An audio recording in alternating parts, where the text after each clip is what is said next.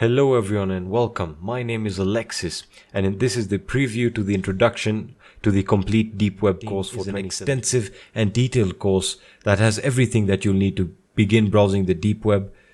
And we will take you through the beginning to the end, showing you how you can create a secure environment. We're going to be advising on the precautions to take while browsing the deep web and showing you how to properly configure Tor on multiple Linux distros and the Windows operating system. In addition, we will also be taking you through the installation process of popular security-based operating systems like QubesOS and TailsOS. We will cover all aspects of the deep web, from the search engines to the deep web social networks. We will also cover how you can install and access Tor on your Android device. And in addition to all of that, the course will be updated every week with newer and newer content. So I urge you to join us today and let's get browsing. Thank you. Hello everyone and welcome to the first video in the first section of the course. And in this video what we're going to be looking at is basically what the deep web is, and what are the differences between the deep web, the dark net, and the clear web. So let's get started. So basically the deep web, or it's also known as the invisible web or the hidden web, are parts of the World Wide Web whose contents are not indexed by standard search engines or cannot be indexed by web crawlers. So that means that you can't really find this information using the standard search engines, and it is estimated that the deep web makes up 96% of the entire internet, and that's really a lot when you come to scale how big the surface web really is. Now let me explain the differences with the help of this image right here. Very nice image that'll hopefully explain everything clearly. So before we go into the differences, let's actually look at a very key thing here. Now the term deep web and dark web are often interchanged with each other, but they are not the same thing. The deep web simply refers to anything on the deep web that can't be found using a search engine. And as you can see from this image right here, let's start explaining what the differences really are. So the surface web is every website that you use on a daily basis. For example, you can be using YouTube, Google, etc. These are basically sites that can be accessed through a link. For example, if I search the name of a video on Google, the title of the YouTube video will actually show up right there, and that means that it can be indexed through a search engine or can be accessed through web crawlers. Now the deep web contains information or things that are private, and anything that has security or authentication in order to access it. For example, we have emails, Dropbox, social media, and information that cannot be accessed with web crawlers or search engines. Now let me explain what this means. If I went to Google and I searched for the title of an email with the recipient name, I guarantee it's not going to come out, and that's because it's not going to come up, and that's because it cannot index emails because it requires a certain level of authentication.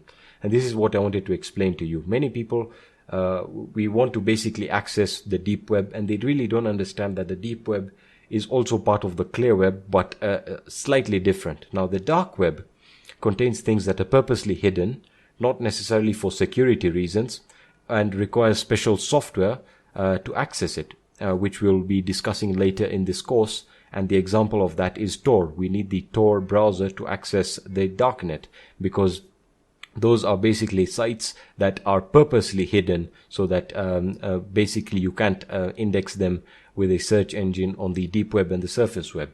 So that's basically it. We basically interchange these two terms together, but in essence they're all the same because they cannot be indexed through a search engine.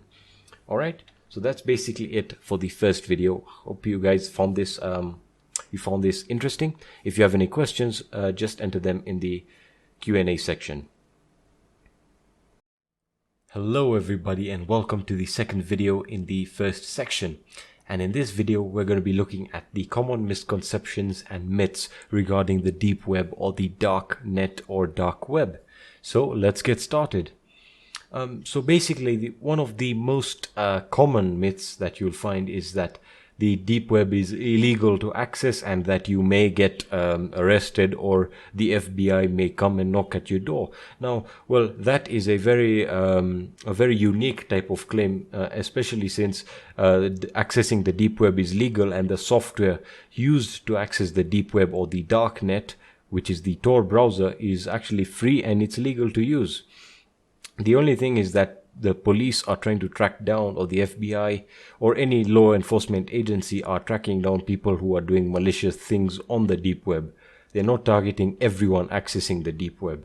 So really that's a very easy myth to bust. And you might find that in some countries that have certain level of censorship on the internet, for example North Korea, those type of countries will not have access to even the clear net or the normal internet, and that's really much more focused on countries that do not allow internet at all. Now, the second myth is that it is dangerous to access, in the sense that it's more risky, and there's a higher chance that your system will be infected. And that's not true at all, because statistics prove that the clear web, it has more threats in terms of threatening your computer or your identity, in the sense that there's so much malware on the clear web in forms of downloads, torrents, and the works really. So the third one is that you will be targeted or hacked, and that the risk of you being hacked is very high. Now, the deep web, as I said, every part of the internet has its advantages and disadvantages.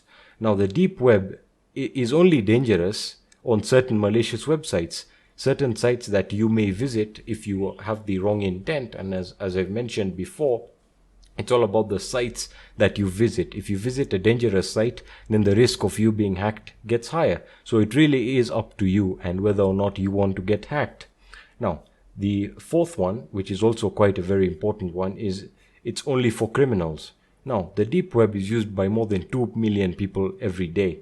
And almost all of these people use it for communication and anonymity. For example, it's used by journalists who want to basically post stories or post whatever information that they have anonymously.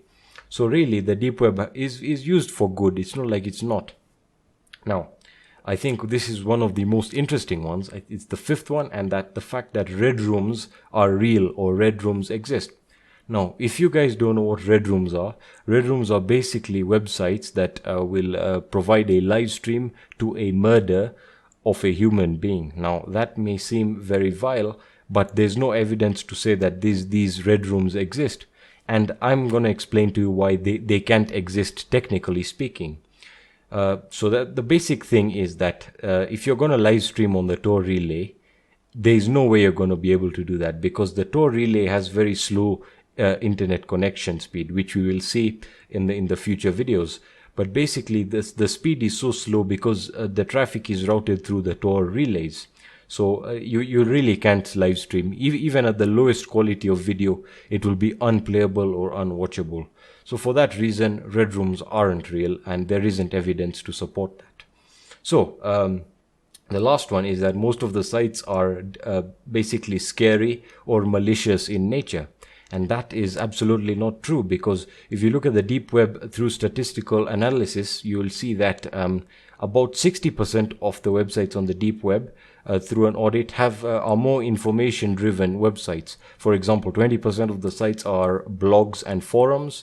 40% of the sites have basically information and are carrying information on them. The other sites that we see, the malicious sites that, for example, are selling drugs and or counterfeiting money and legal documents, those are very few. I think about 3% of the time you will find them, and most of them aren't really malicious and are just fakes created by people to rob you of your money. So that's basically it for this video, guys. If you have any questions or you have anything you want to ask me, just let me know in the Q&A section of the course. Thank you so much for watching. Hello everybody, and welcome back to the third class of the first section. And in this video we're going to be looking at how Tor works, what Tor is and how it works. So basically Tor is the relay of networks that we're going to be using to connect to the deep web or the dark net. Now Tor basically means the onion router. So let's get started. So basically, let's understand how Tor works. So Tor is a proxy, a system, a series of proxies that is used to anonymize communication over the internet. Alright, so Tor, the Onion router, uses the Tor browser, which as I said is the tool that we're going to be using to browse the deep web or the dark net. So it encrypts data using the Onion routing system, which is basically a layer of proxies that will shield your basically your traffic as you're browsing the deep web or dark net. Now, as you can see, this is you basically. You are the Tor client. Now, the Tor client is going to go through a node. All right. The first node is always going to be it's going to be permanent. It's going to be the same node every time. I'll explain what a node means later. So basically, this is the entry guard, which is the first node. Now, the first node is going to communicate randomly to the second node. All right. Now, because of this randomization of the connectivity from the first to the second and to the third, that's why you're always going to have a unique and different IP address all the time.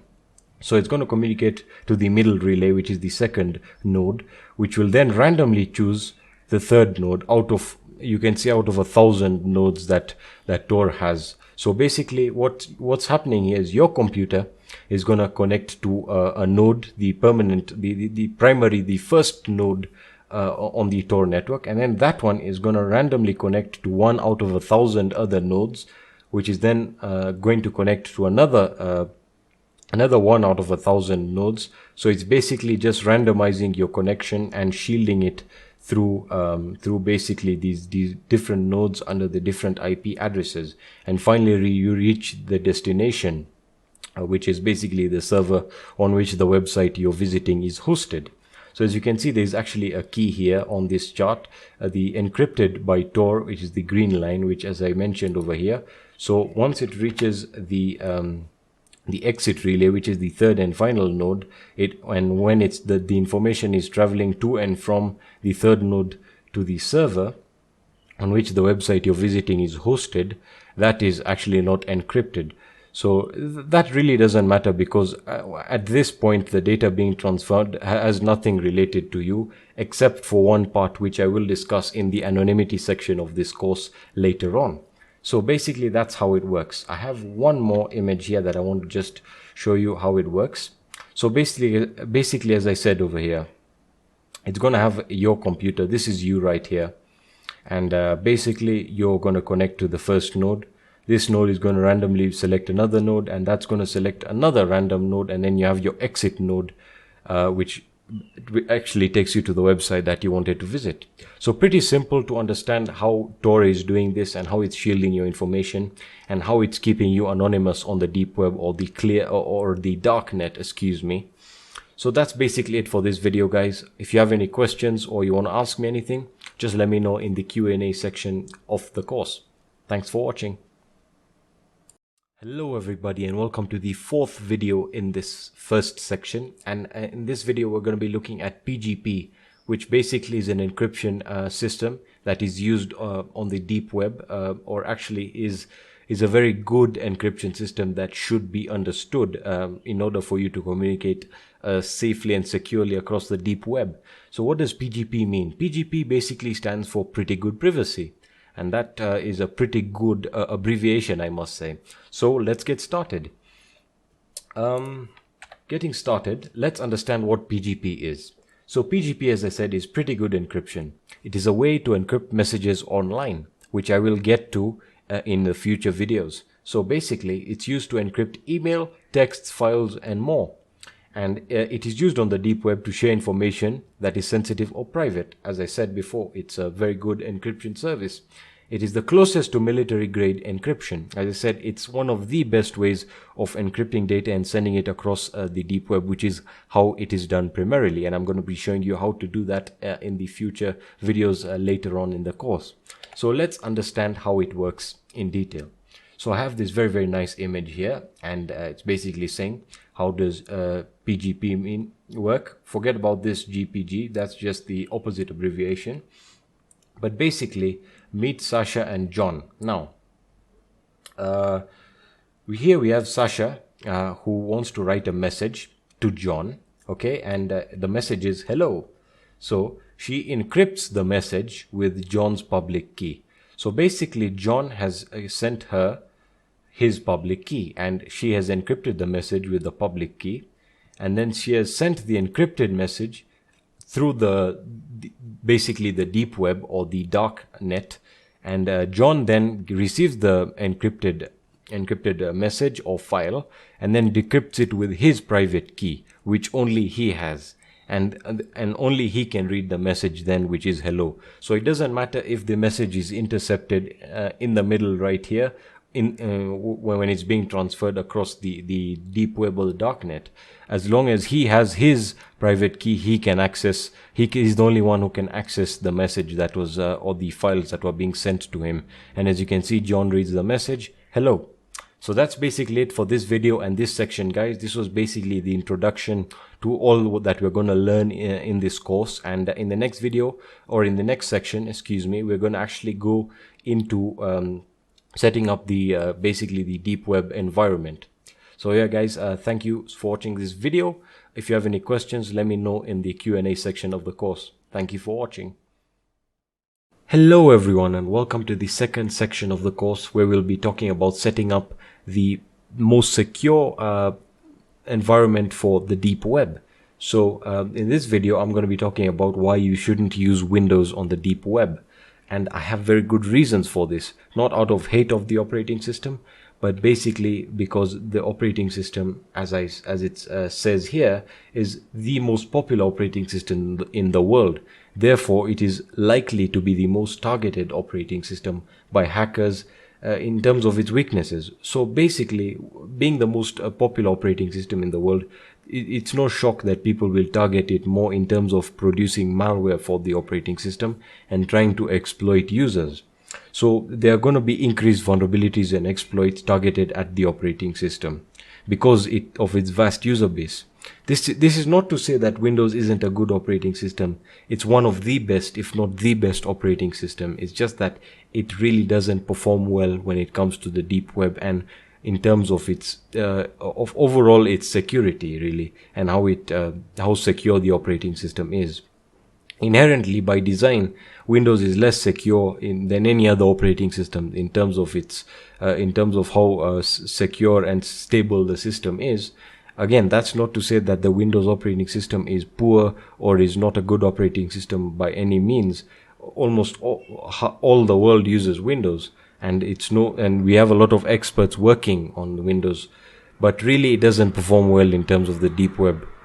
So that's it for this video, guys. In the next video, we'll actually get started setting up setting up the environment, and I'm going to be helping you guys choose the correct operating system for the deep web.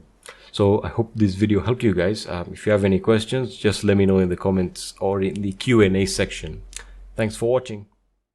Hello everyone, and welcome to the second video in this section. And today I'm going to be showing you how you can install Tor on Windows. And the reason I'm doing this is because I don't want to sound controversial. As I said in the previous video, Windows is not a secure operating system, and it has a lot of flaws that will be targeted when on the deep web. I am making this video for anyone who wants to install Tor on Windows for whatever reason they deem fit.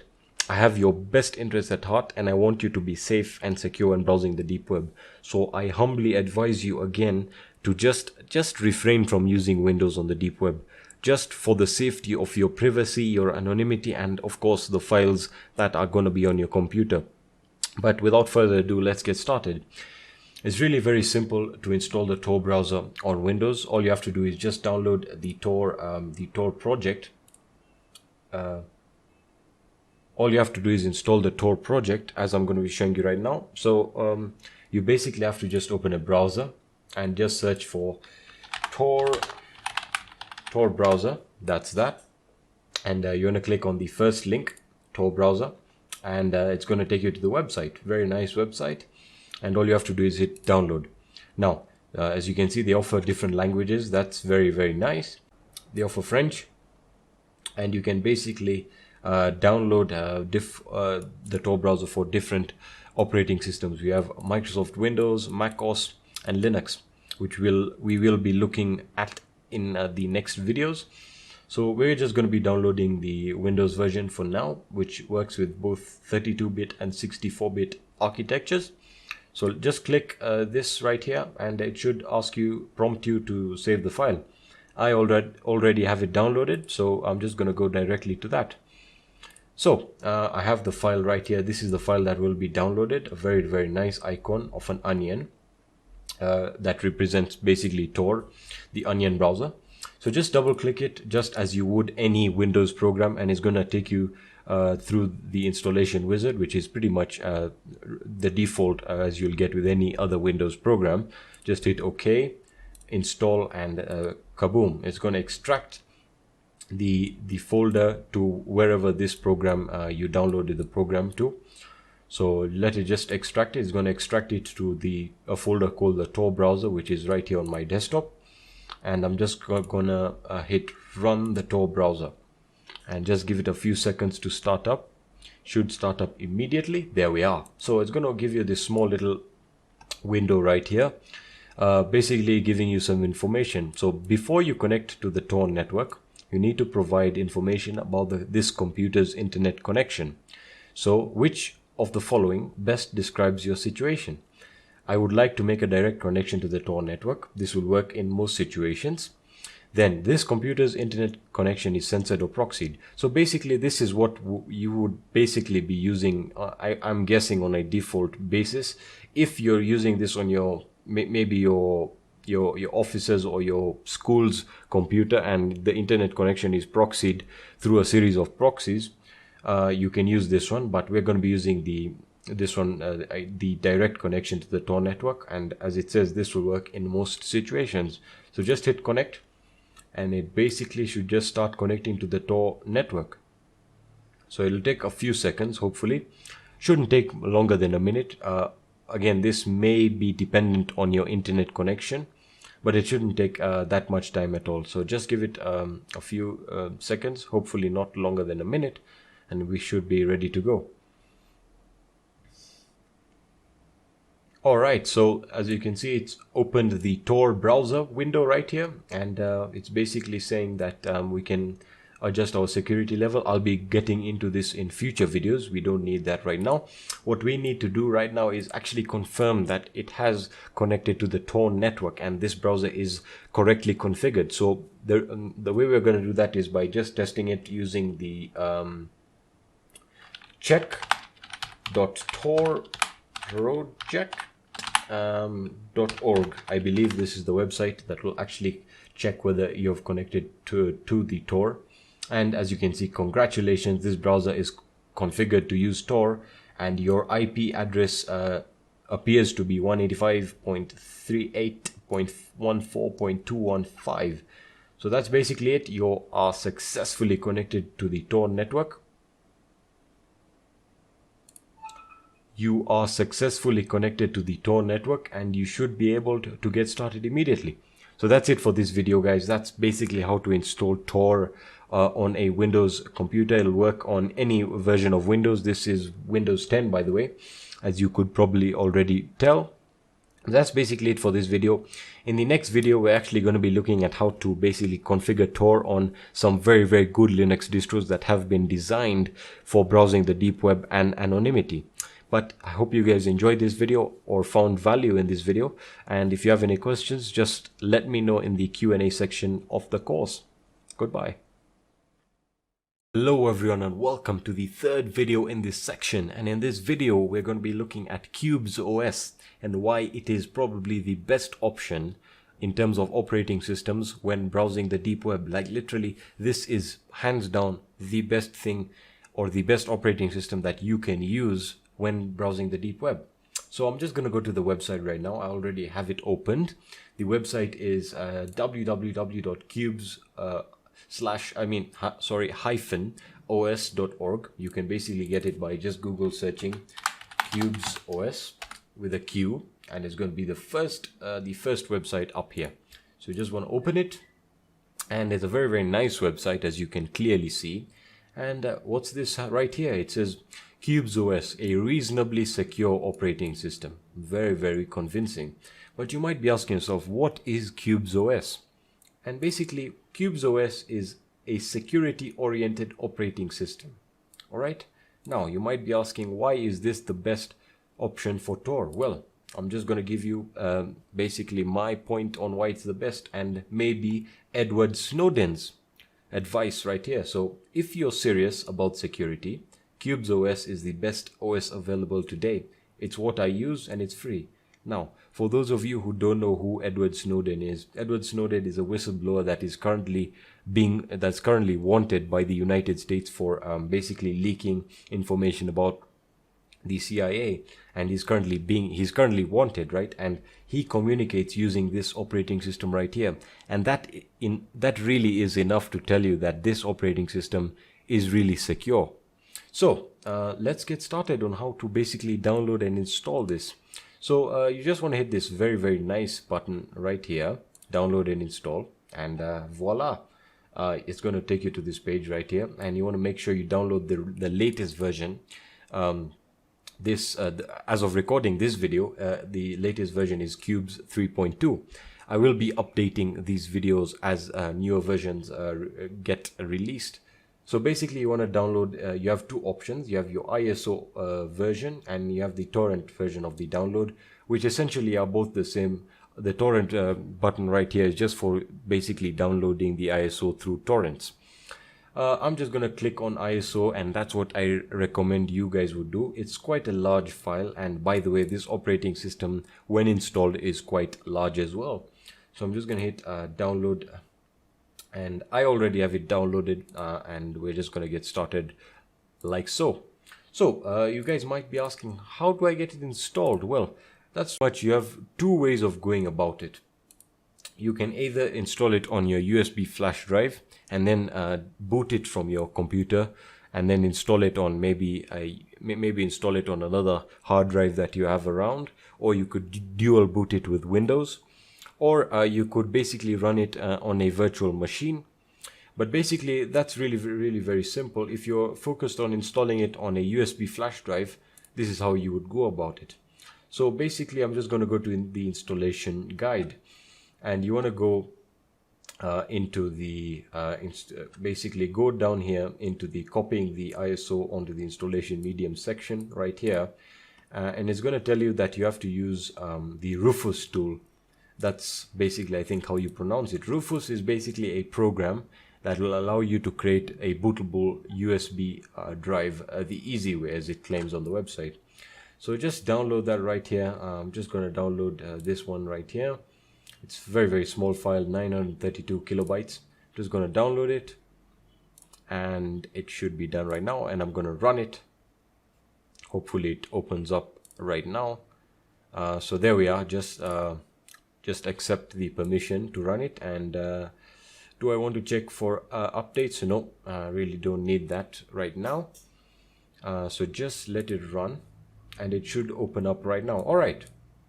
So basically what you're going to need is a flash drive, preferably I think 16 gigabytes and above. All right.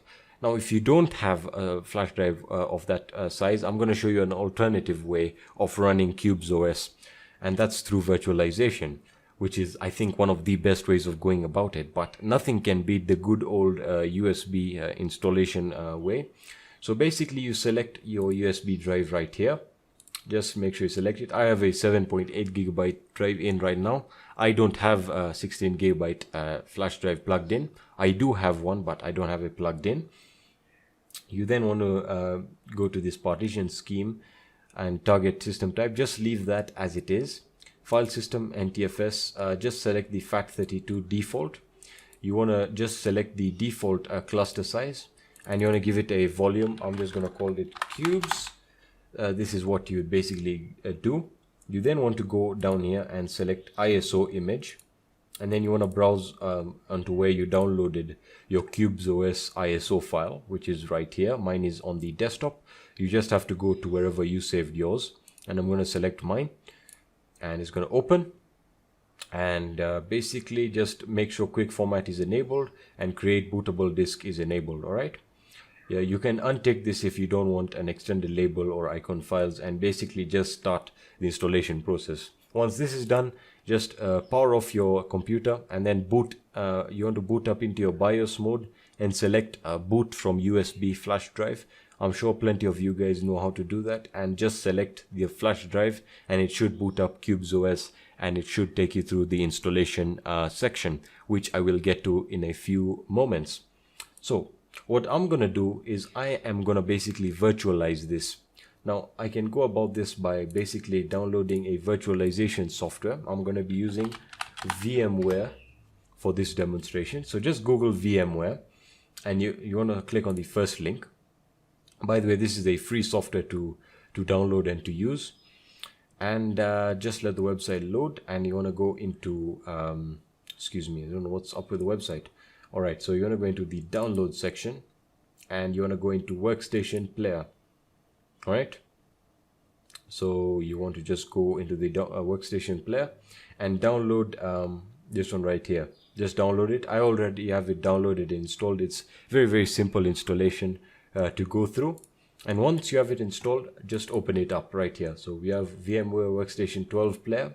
That's the latest version as of recording this video. Alrighty.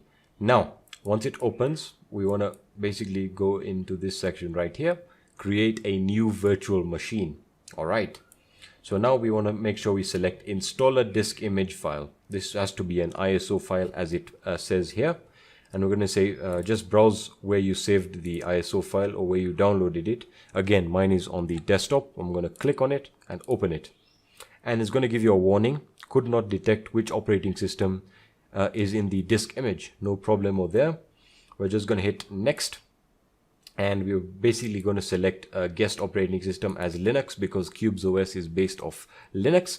And you want to make sure you select Fedora 64-bit because that is what CubesOS is based off. It's based off Fedora. If your computer is 32-bit, just select Fedora. If it's 64-bit, select Fedora 64-bit and hit next. You want to give it a name. I'm going to call mine CubesOS, and you want to give it, you just want to browse into a directory where you want to save the files that will be associated with this virtual machine. I'm going to be saving mine in my virtual OS folder. You can save yours wherever. It recommends the documents and you can do that. That's fine. Just hit OK and hit next. Now it's going to ask you for the specify the disk capacity. I will recommend 30 gigabytes, and this may come as a shock to you, but it's true. This operating system is huge, and because it has a lot of features really. So I'm just going to select a maximum disk size of 30 gigabytes.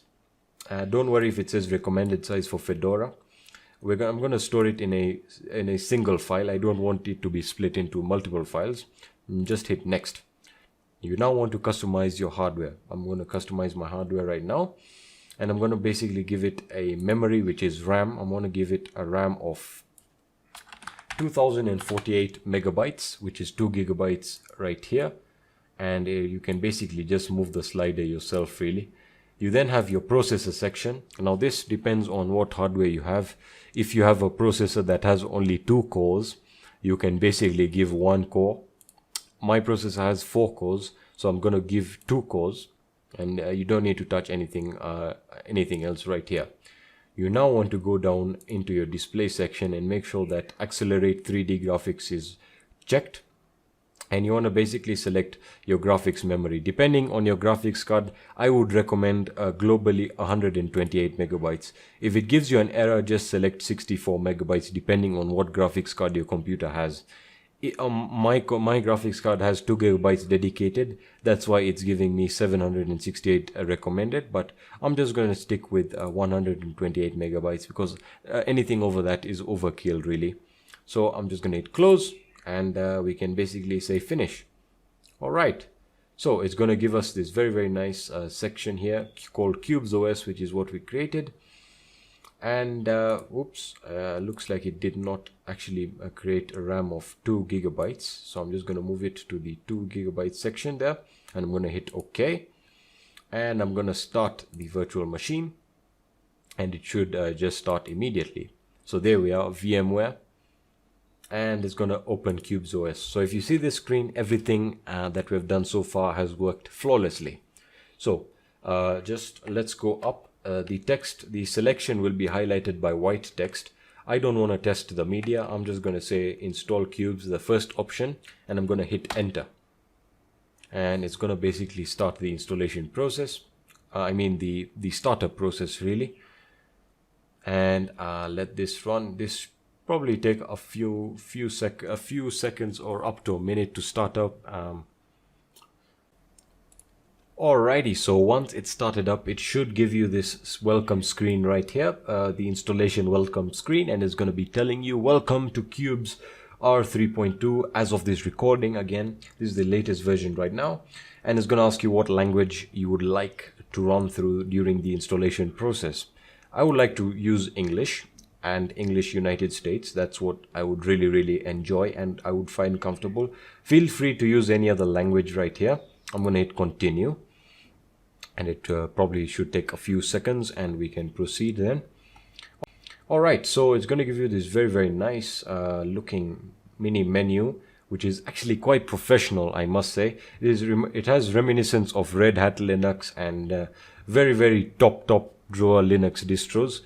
And basically it's very simple to get started with the installation. You want to select it's divided into sections. You have localization, software, and system. So let's start off with localization. We've basically configured everything right now. So you want to select what keyboard layout you want to use. I'm going to be using English US. You can add another one right here. That's basically good enough for me. What language support you would like to use? Again, we've already selected that, but if you want to feel like you want to add some more, you can add them right here. For example, English India, English Australia. For now, I'm just going to keep mine to English United States. Again, you can do whatever you want really. You then want to go into time and date and configure it according to what time zone you are in. You can also configure the date. You can also configure the AM PM system to show the AM PM system, and you can also enable the 24-hour clock, which I like, so I'm going to leave it at that. You can then now move on to the software section and the installation source. We already have configured this, so we really don't need to touch on that. You then want to go into the software selection. Now in the software selection, it's going to be using the XFCE desktop environment. Now for those of you who are already familiar with the Linux desktop environments, the XFCE, as you know, is a very good desktop environment, and you will be able to change that once it's installed. But for those of you who are not familiar with this, don't worry about any of this. Just don't touch anything right here. Just leave all of this and just hit done. And the last section is the installation destination, basically just selecting the disk that you want to use. Now we created the 30 gigabyte virtual disk, or the VMware virtual disk.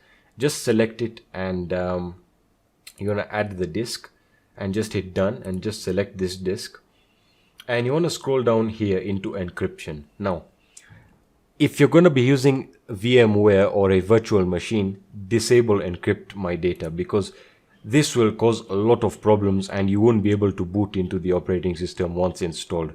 So again, I'm saying just uncheck this. However, if you're installing this through USB you're installing this on a physical drive, or you're dual booting it with Windows, the installation process is is the same thing. You can basically then encrypt my data. You don't need to uncheck this. But if you're running through the installation as I am now, you just want to make sure you just disable encrypt my data. Once done, just hit done, and you should be good to go. Now again, if you're doing this the hardware way, which is basically installing it on another hard drive, you can basically just select the disk right here and just hit automatically configure partitioning. Or if you're experienced enough to do it, you could go into I will configure the partitioning, which I would not recommend for beginners. But if you're doing this the virtual way, which is what I'm doing now, just hit done, and you should be good to proceed. Just hit begin installation, and it should basically start the installation. The installation will take quite a while, so I'll get back to you guys when it's done. Alright, so once the installation is complete, it'll take a while, by the way. It took about 30 minutes for me, and I'm sure it's taken about the same time for you. It's basically going to say reboot. Now, if you have not basically set your user creation right here, this will not be grayed out. So just go ahead and click it and enter your username and your password, and once that's done, you can basically just hit reboot right here, and that will basically reboot it, and you'll be able to use Qubes OS. Now in the next video, I'm going to be showing you basically how you can configure Tor on Qubes OS and how to basically get access to the deep web straight out of the box. And I'm also going to be explaining how to use Qubes OS a little bit, because it is quite a different type of operating system and it works in a very different way. Even for Linux users, this will be, it has a learning curve that I will help you to get familiarized with. But that's it for this video. Thank you so much for watching this video. If you have any questions, just let me know in the Q&A section of the course. Thank you so much for watching. Hello everyone and welcome to this video. In this video, I'm going to be showing you how to install and configure Tails OS for browsing the deep web or the dark net. So you might be asking yourself, what is Tails? Well, let's find out together. So what we're going to do is just going to open your browser. Any browser is fine. And we're basically just going to give it a search, Tails OS, as simple as that. And hopefully it gives us the website, and it does. Tails, privacy for anyone, anywhere. So let's click on that and let's see what it has to offer us. Now, let's see what it says. The website is very simple, very well designed, but let's see what they have to say. Tails is a live operating system that you can start on almost any computer from a DVD, USB stick, or SD card. It aims at preserving your privacy and anonymity and helps you to use the internet anonymously and circumvent censorship. All connections to the internet are forced to go through the Tor network. Leave no trace on the computer you're using unless you ask it explicitly. Use state-of-the-art cryptographic tools to encrypt your files, emails, and instant messaging. So straight off the bat, this is doing everything that we really need it to do when it comes to browsing the deep web or the dark net. It's allowing us to use the internet anonymously, and that's basically just circumventing censorship. Secondly, we know that all connections are driven through the Tor network, so that's just peace of mind from the ground up, really. It leaves no trace on the computer. Basically, Tails OS is a live operating system. Now, if you don't know what a live operating system is, it basically works once. It doesn't save anything that you do on it, and it basically wipes whatever you've done. So it's almost like it just does everything for you. It cleans anything that you may have done, all the history, anything downloaded. It basically just wipes everything. It then uses state-of-the-art cryptographic tools, for example PGP, which we discussed earlier, to encrypt files, emails, and instant messaging, which we will look into in the next video. Now, let's actually get started on installing it. So it's very simple. Just hit install Tails 2.12. So let's just hit install that, and I'm just gonna click right here, download only. We really don't need the installation assistant because that's why I'm here. So you can download the ISO image, which is basically the single file containing the whole operating system. So they also want you to verify your download. So they're basically gonna give you two techniques to do this verification. You can download the ISO image via Firefox add-on. The add-on verifies your download automatically. So let's just install the Firefox add-on. No, not really. So you can download it with a torrent. If this is if you really don't want to go through the Firefox add-on and maybe you're using Google Chrome, we can just go back and we can use this guide here, and I know that this will just basically bypass everything. Now, which operating system are you installing Tails from?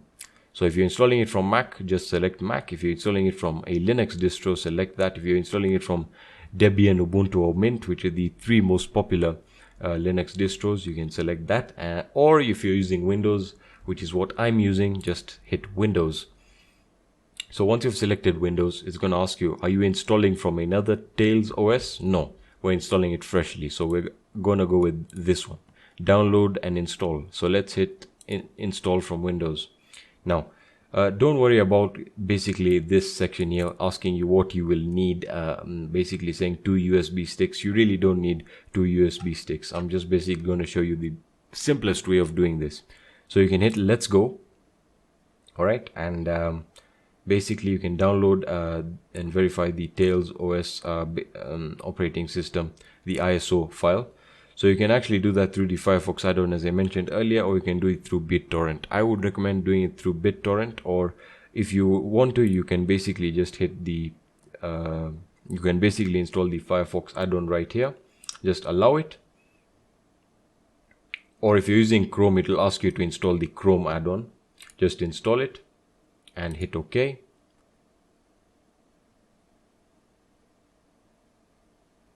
And it's going to say download Tails 2.12. That's the latest version as of this recording, and just hit download. I already have downloaded, so I don't really need to download it. So let's get started on installing it now. As I said, this operating system is a live operating system, which means that once you're done using it, it'll basically wipe everything once you shut down the operating system.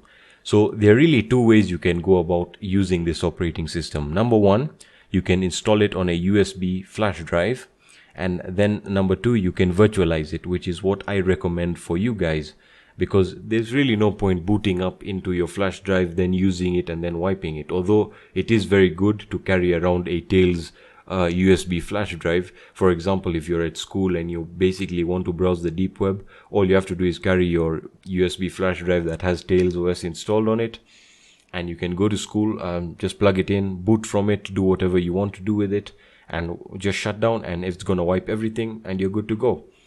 But if you really want to enjoy deep web browsing, and as I must say, Tails OS works better than Qubes OS when virtualized, and I'm going to show you that right now. So if you want to install it on a USB flash disk, it's really very simple.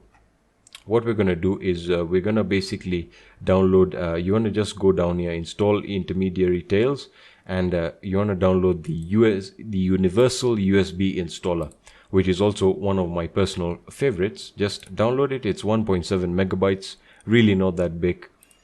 So it's downloaded. Let's run it and let's see what it gives us. There we are, USB installer. Just hit I agree, and as you can see, it's a portable version. That means you don't really need to install anything. So basically it's going to say select a distribution from the drop down to put on your USB. We're going to select just go down into live antivirus. You want to go into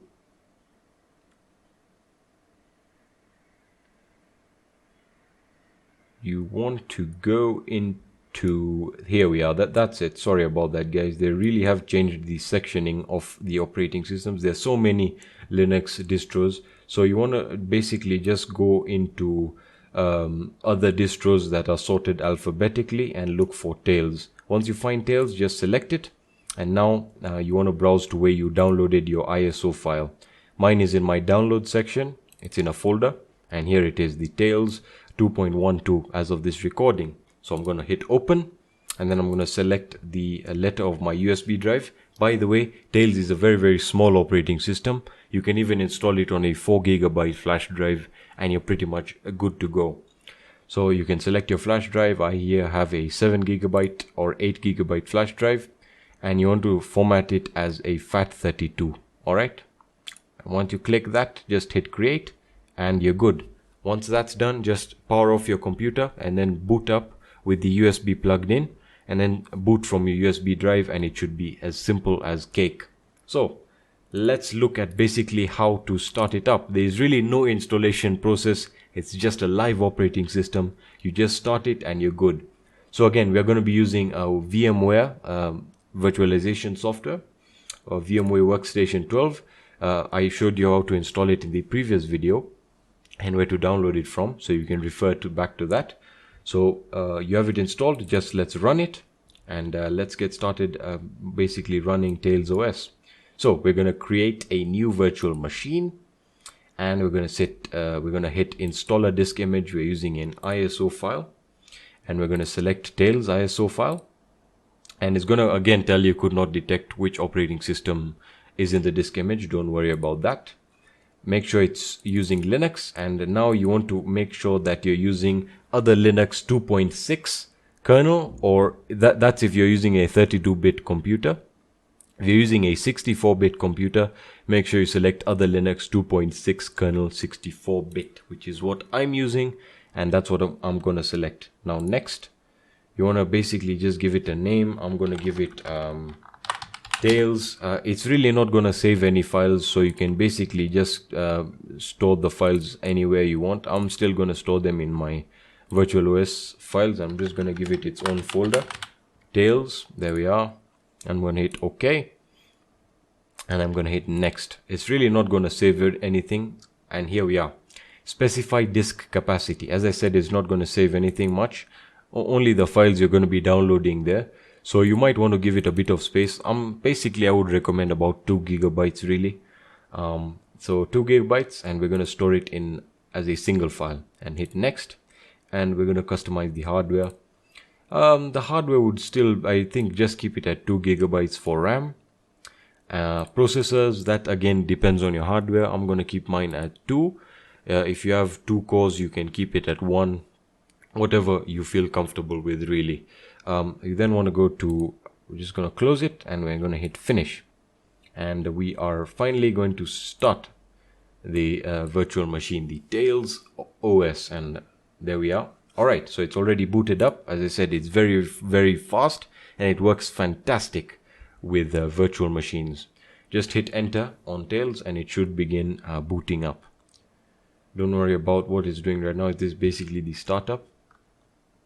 What I'm going to do is let me just maximize the screen right now so we can actually see what's happening. It's going to take a few seconds to start up, and hopefully it gives us something that we can work with. Overall, and in my opinion, I would recommend Tails OS for you as a beginner. You can move on to Qubes OS once you're advanced, and you basically when you appreciate the security features that Qubes OS provides. Qubes OS is a very good operating system, no doubt, but it's kind of overwhelming for the beginner, and it really just takes away the main objective of why we are actually doing this, which is actually to get access to the deep web. Qubes OS is basically focused on overall complete security and anonymity. Tails OS is focused on each and every section of that, including anonymity and cryptography, but it just does it in a way that's so seamless. So here we are. Welcome to Tails. As I said, it's going to work faster, and you don't have to install it. So it's going to ask you more options. I recommend that you click on yes, all right, and hit forward. And it's going to ask you for an administration password. This is useful if you're going to be using the root commands, the sudo. For those of you who are familiar with Linux, know that the sudo command is basically for performing tasks in root. So you then have your MAC address spoofing. Your MAC address spoofing is basically it's going to basically hide the serial number of your network cards and change them.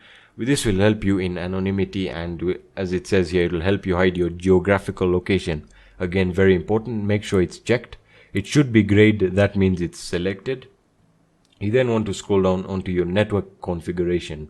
Now, this is basically what we found earlier in the earlier videos with Tor. If you're not running through proxies, the first option is the best way to go.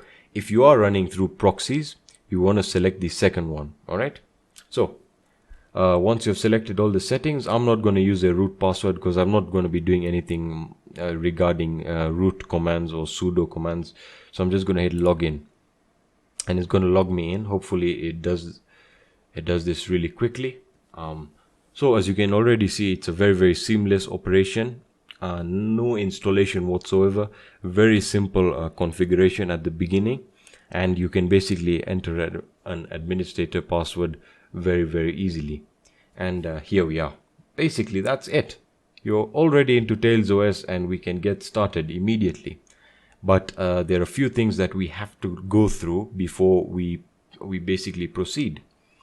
And we're going to look at that in the next video, where I will be configuring Tails OS with you guys, so we can actually get started browsing the deep web or the dark net on Tails OS. Thank you so much for watching this video. If you have any questions, just let me know in the Q&A section of the course. Thank you so much for watching. Hello everyone, and welcome back to the course, and in this video we're going to be looking at basically configuring Tails OS for basically Tor and the deep web, or the dark net as it's called. Now some of you guys may not be very comfortable or used to Tails OS, and I assure you it's pretty very easy in fact to use. You basically have your toolbar right up here, and this has your application launcher, and it has your places, which is basically where your files are, your file browser. As you can see, it has your computer. You can browse files on your network. You then have your keyboard, your virtual keyboard. You have your clipboard. You then have something here called the onion circuits, which I'll get to in a minute. You then have your accessibility settings, your language settings, and you have your time and date. You have your connection settings with your sound settings, and you can basically log off, suspend, or shut down the system. Now, Tails OS already comes pre-installed with Tor, and as it said on the website, all connections are passed through the Tor relays, or the Tor network. And how this is done is through the use of the onion circuits that are currently in place. As it will show you here, these are the current onion circuits that it's going to use, and it'll basically give you information about it and the bandwidth, and you can basically just customize a lot of stuff here, a lot of advanced things, but for now don't really get into it. So as I said, straight out of the box it's going to come with the Tor browser. But before we do that, if you guys are having trouble with changing the resolution of the operating system through the virtual machine, let me just show you how to do that. So you want to go down into system tools and settings. Once you're in the settings menu, let it just takes a few seconds to start up. You want to go into hardware and display. All right, once you open display, just select the first one. It's going to say unknown display. That's because you're in a virtual machine. If you're running this through a USB flash drive and you've booted this up as sort of a dual boot, you really don't have to go through this because it's probably already using your native resolution. But if you're doing this to a virtual machine, just click on this display here, and you want to basically select a resolution that you are comfortable with. I find that 1280 by 1024 is perfect for me. I'm going to apply that, and I'm just going to say keep changes, and there we are. Works perfectly for me. I'm going to close that, and we can basically get started on configuring Tor, which is really very simple. All we're going to do is just hit Tor browser and just let it start up.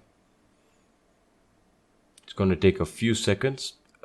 Just give it its time to continue, and you can basically just let it start up, and I can basically explain a bit more about this onion circuits as it opens up. So I'm just going to move this to the side right here, and hopefully we can minimize that.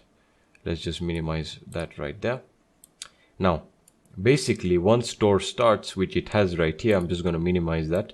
So Tor has started, and I'm just going to basically show you that it works straight out of the box by running the URL that we did in the previous video, which is basically the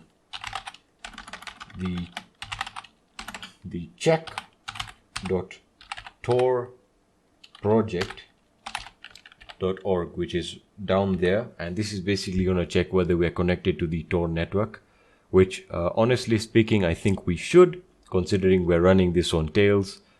Just give it a few seconds. It probably is checking for the appropriate onion circuit to use, and voila, as you can see, congratulations, this browser is configured to use Tor. And that's basically it for Tails. It can't get much easier than that, and that's why I recommend this for beginners and people who really don't want to go through all the installation process and all of the complex stuff that Qubes OS will basically force you to go through. Qubes OS is a good operating system, but Tails is just much better, and it wins in simplicity. So that's basically it for Tails OS. And in the next video, we're going to be basically looking at a few privacy options that we can configure within Tor. Thank you so much for watching this video. If you have any questions, let me know in the Q&A section of the video. Goodbye. Hello everyone, and in this video I'm actually going to be showing you how to install any Linux distro that you want to be using for these for basically browsing the deep web, and how to configure it with Tor. So you guys might be asking, what about Tails OS and Qubes OS?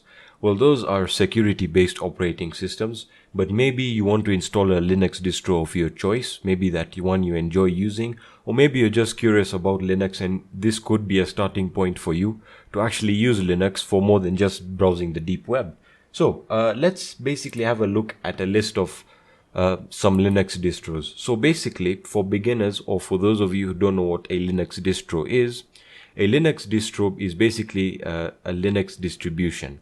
Now, Linux is open source, that means it's free. However, we do have other variations like Red Hat Linux, which require subscriptions because they are maintained and provide basically they provide support whenever you need it. Now, when it comes to Linux distributions, it's basically like different versions of Linux themed and styled in their own way. So for example, we can have a look at Elementary OS, which is one of very visual Linux distros. Basically, it's going to just replace Windows and macOS in terms of the user interface. It is Linux after all, and it's a really good looking operating system. So for those of you who are keen on using Elementary OS because of how it looks, it's basically one of the best, if not the best distros right now in terms of user interface and how good it looks, because you can see it really good looking windows and the taskbar right there. You can basically pay what you want, or you can just enter a custom amount, hit $0 and just download it for free. As I said, it's all free, and there's some testimonials here.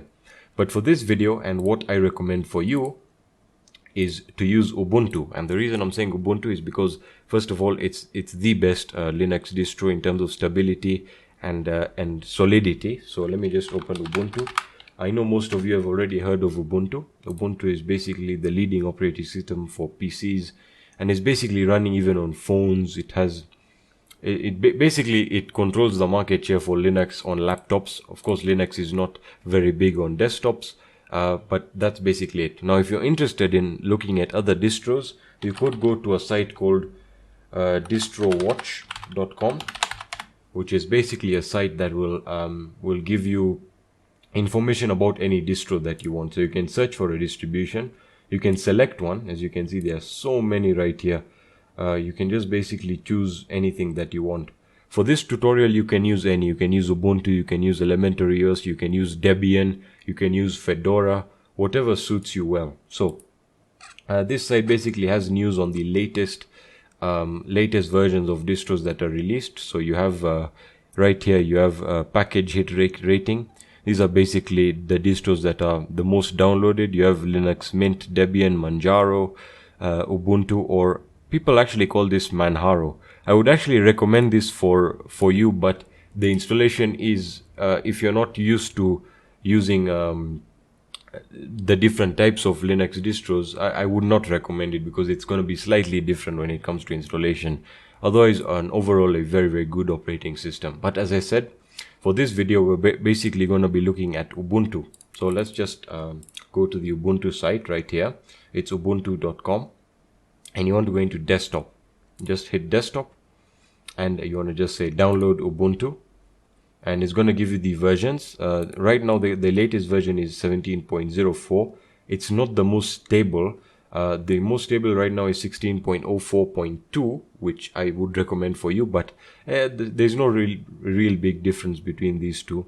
So you can basically just download the 17.04 as of this recording, and again, you don't need to pay anything, or if you want to support the project. I'm just gonna make it 0, and once that's done, you can continue the download.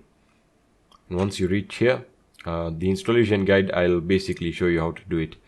So just hit download now,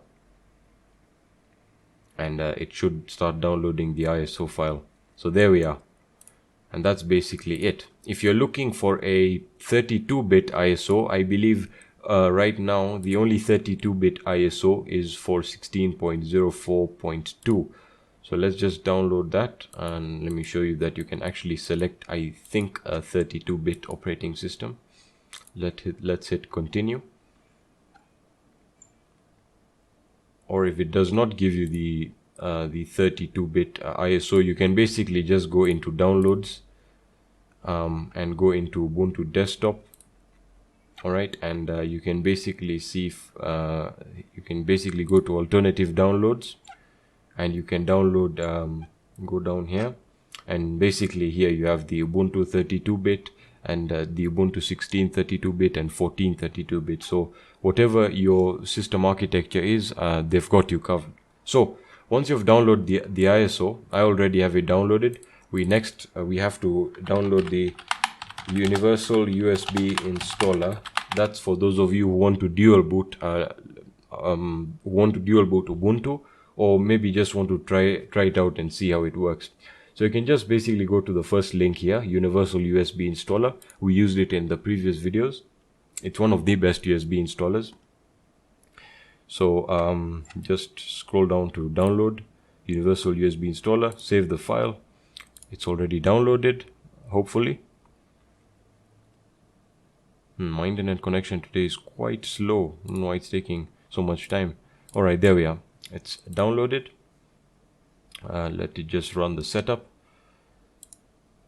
Alright, so now we can actually get started. So my Linux distro is right up here. It's the 64-bit version of 17.04 Ubuntu, and hit agree. And this basically will work for any distro that you choose to use. You can use Ubuntu, you can use Linux Mint, you can use Debian, you can use the Linux distros for kids, or you can basically select one from the other distros sorted in alphabetical order. There are a lot of Linux distros you can choose from.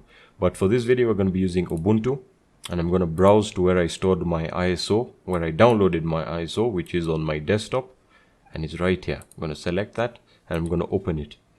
Once I've opened it, I basically select my flash drive. I think an 8GB flash drive would be enough to install bootable, to basically create the bootable flash drive. Just hit your flash drive and format it as FAT32. You then can provide a persistent file. This is basically if you just want to run Ubuntu off the flash drive and you don't want to install it. So this file will allow you, this is basically like reserved memory on the flash drive, which will be treated as actual storage, so you can actually store things on the USB drive as part of the operating system.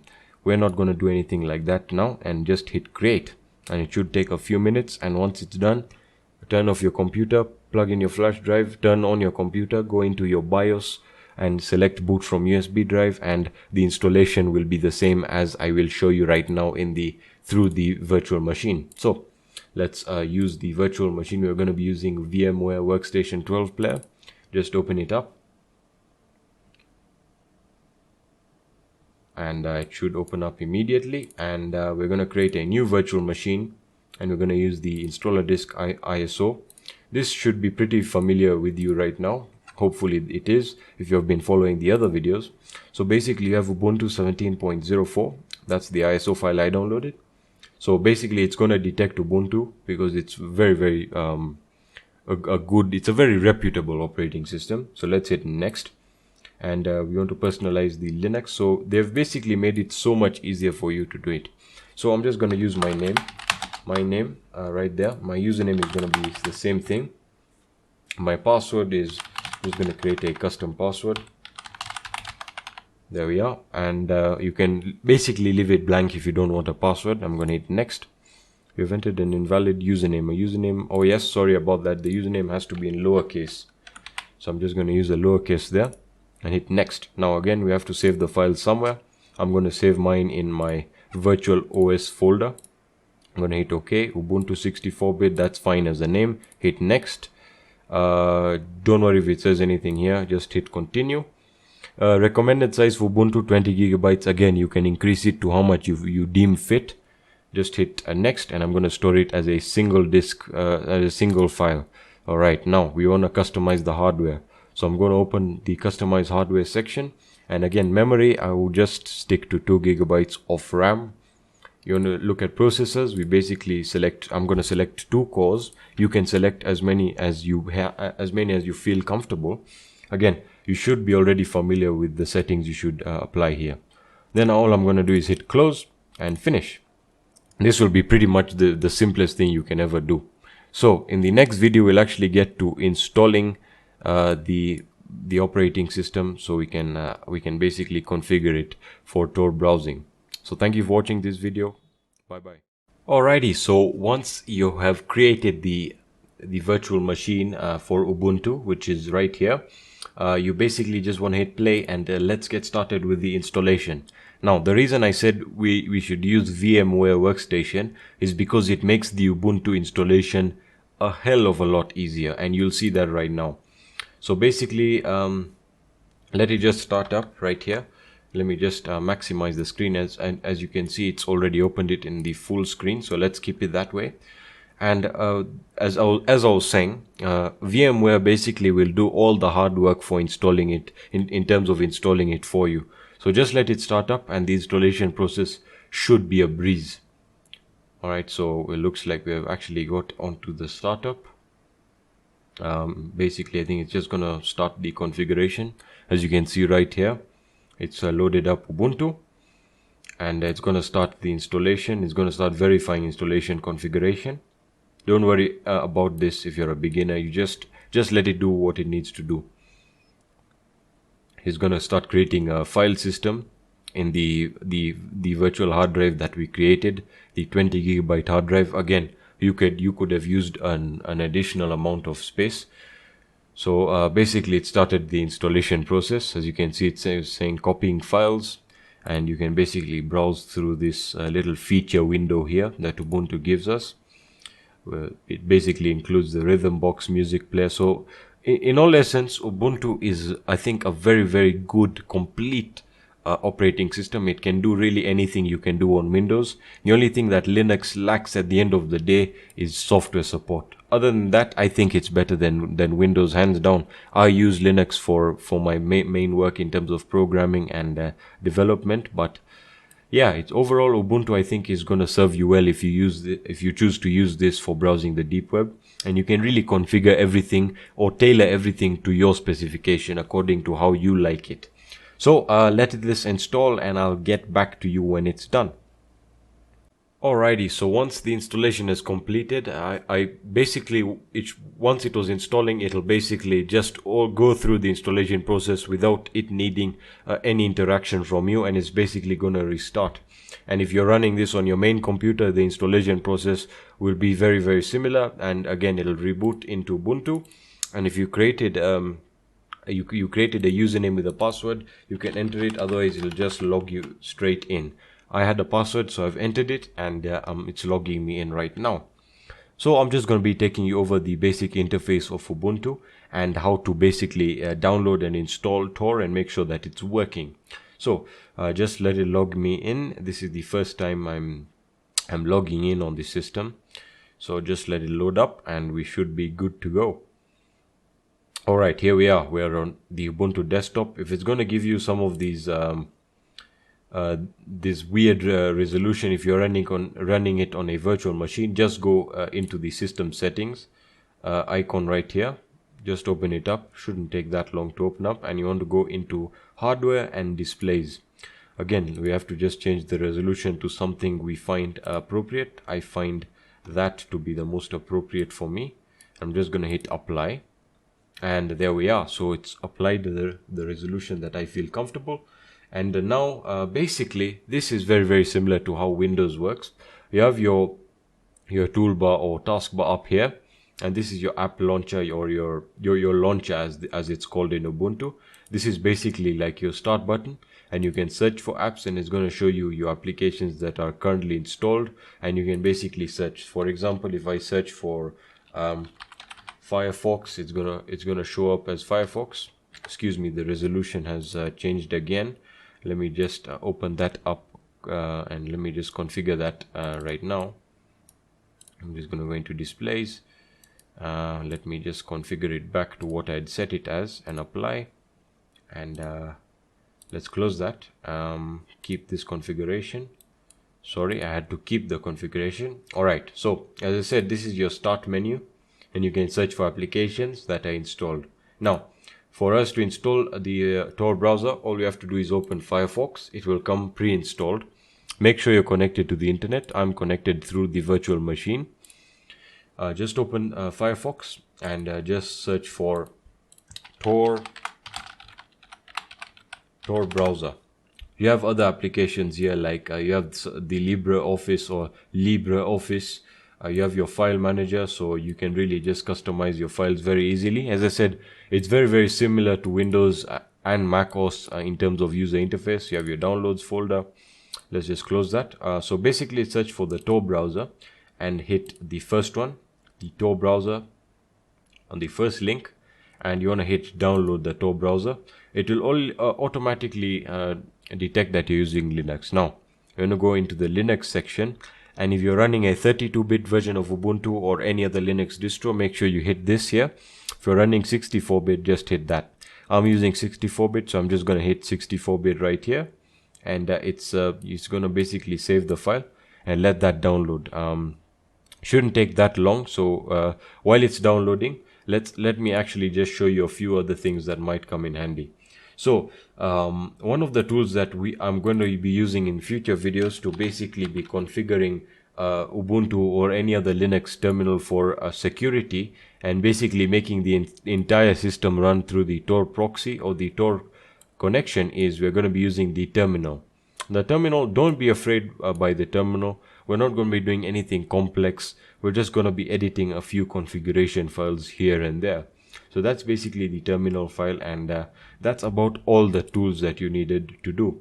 If you want to customize your wallpaper, you can just right click and go to change background. Again, this is for beginners at Linux, and those of you who are not very confident using it. There's some very good wallpapers you can select from here. You have this forest one right here.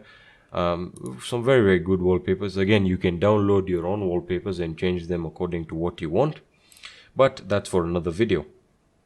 I'm just going to select the default one, and let's open Tor browser, and the download should be completed. Alright, so once that's done, just close the Tor browser and you want to go into your files. Alright, now in the file section, you want to go into your downloads section, and you'll see Tor browser with a tar.xz extension. Don't worry about this, just right click and hit extract here. Alright, so let it extract. It's going to extract the archive, and it should just take a few seconds, as you're seeing right here.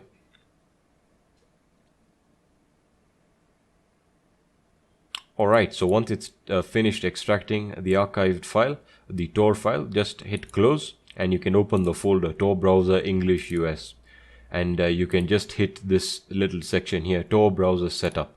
Just double click that, and it should automatically configure and start Tor for you. So there we are. Very similar to the Windows section. It's going to ask you to use they're going to ask you which connection type you're using. If you're using a connection that is proxied, you can configure it through here and then connect. I'm using a direct connection, and I'm guessing you guys are too. So I'm going to hit connect, and it's going to start establishing a connection through the Tor network. So it's loading the relay information, and again does it really fast. So there we are. Should have started the Tor browser up, and we should be good to go. So let me just close that. So let's check again. check.torproject.org, and it's going to check if the browser is correctly configured, and voila. As you may have noticed, using Linux or Ubuntu is much faster, and I would recommend, if you're thinking about virtualization, I would recommend either Tails or Ubuntu. But the good thing with Ubuntu is that it's a full operating system, meaning you can use it for day-to-day activities such as browsing the web, the clear web. You can basically write Word documents, you can perform graphical tasks, and it's just a wonderful operating system. So that's it for this video, guys, and that's it for this section. In the next section of the course, we're going to be looking at how to basically configure Tor for maximum security, and I'm just going to show you how to utilize Tor when accessing the deep web. So thank you so much for watching this video, guys. If you have any questions, let me know in the Q&A section of the course, and I'll see you there. Hello everyone and welcome to this video, and in this video I'm going to be talking about the nuances of the deep web or the darknet, and basically what are the differences between the deep web and the clear web really. So basically on the deep web, I think the most important difference is the fact that the addresses on the deep web, the URLs on the deep web, are in onion formats. Now I can basically show you that by going to the hidden wiki, the hidden wiki. Let me just search for that. You can do it too. And basically the simple fact is that the URLs end with a .onion, a .onion extension, and I'm going to show you that right now. Like for example, duckduckgo.com is an example of a clear web website that ends in a .com, .net, or a .org. Those are basically simple. These are basically clear, an example of how URLs appear on the clear web. Now on the deep web or the darknet for that matter, the URLs will appear slightly differently. Let me just try and open the hidden wiki. It's taking quite a bit of time. Let me just check on this other site. Now while that is loading, I want to actually also tell you that when searching the darknet, especially the search engines like Google, Bing, and maybe a few others that you may be using, I don't know why you would not be using anything but Google, but Google will not work and will not index anything really important from that. It will not index anything from the darknet. It's only going to index all the stuff from the clear web. So basically in the next videos I'm actually going to be showing you some really good deep web or darknet search engines that will basically index all the websites on the darknet and give you some very good results. Now back to what I was explaining you guys about the extension or the URL extension. So here are examples of website URLs on the deep web. So you basically have the HTTP :/ and then the name of the website in a code format. So you'll not find a website with the name right there, but an idea, basically a combination of letters will be given that will make sense to the title of the website, but I'll get into that later. Now as you can see, it's a .onion, and if I just open this in a new tab right here, let's see whether some of these sites actually work. So basically site discontinued due to bad use. Alright, let's try and open something else. We can try the Torch search engine, which is not the best. I will be reviewing others. Alright, so basically this is an example of a good search engine, not the best, that can basically index websites on the darknet or the deep web. So let's basically search for let's see ebooks. Let's see what site it's going to return. So as you can see, it's going to return archive of ebooks, print ready. You have Marxist Internet Archive of ebook collection. You have some forum returns here. So overall a very good search engine, but it's not the best. I'll be getting into others soon. So yeah, that's basically it for this video, guys. This video is basically just explaining the nuances of the deep web and what's different from what you are expecting, you're expecting to find or on basic functionality. But that's it for this video. If you found this, I hope you guys enjoyed this video. If you have any questions, just let me know in the Q&A section of this video. Hello everyone and welcome to this section, and in this section we are basically going to be looking at Tor and some of its security features and just going over the interface. So you could have installed Tor on Windows, or you could be using it on Cubes, or you could be using it on Tails, or finally you could be using it on any Linux distro of your choice. I'm going to be using Ubuntu, and basically if you already extracted the package as we did in the previous section of this course, you should have already started Tor, and here we are. Tor is actually opened, and I know that it's connected to the Tor network. Now let's actually get started. So Tor browser has a lot of security features that probably a lot of people overlook, but let's actually get into them. So if you maximize the Tor browser, it's going to tell you that the Tor browser can allow websites to determine your monitor size, which can be used to track you. So we recommend that you leave your Tor browser windows in their original default size. Well, that's actually a precaution that actually makes sense, because obviously if you visit a website, it has to basically form the website to the device that you're using, the resolution of the device that you're using, which you see very commonly nowadays. If you visit a website on your mobile device, it'll basically contort to the resolution of the mobile device. So basically, one of the first precautions you should take is basically making sure that you don't maximize your browser's resolution, and it just makes it a whole lot easier for them to understand what device you're using, and from there they can basically begin targeting you and all of that. Really, it's all got to do with security and anonymity. Now, most of you have already noticed that this really isn't a very normal browser, and as you can see, it's if you go to this little onion icon here, it's going to say Tor is enabled. Now, if you click on it, it's going to say new identity, a new Tor circuit for this site, and it's going to say security settings and the Tor network settings. Now, we basically want to hit new identity, all right? And what if we hit new identity? It's basically going to start a new Tor window.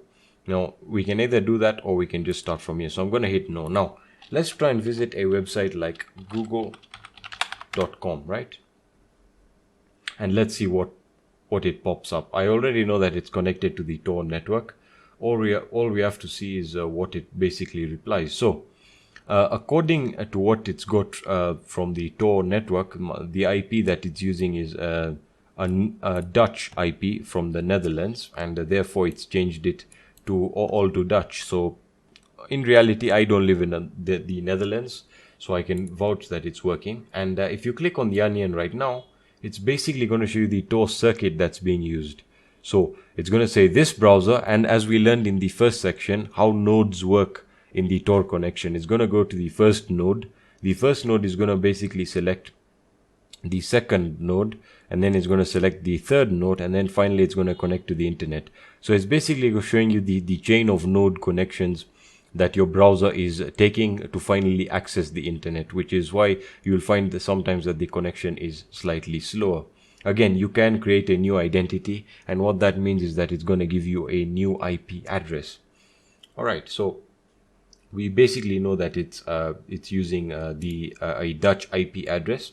Let's try a website like sorry, I think I closed the window.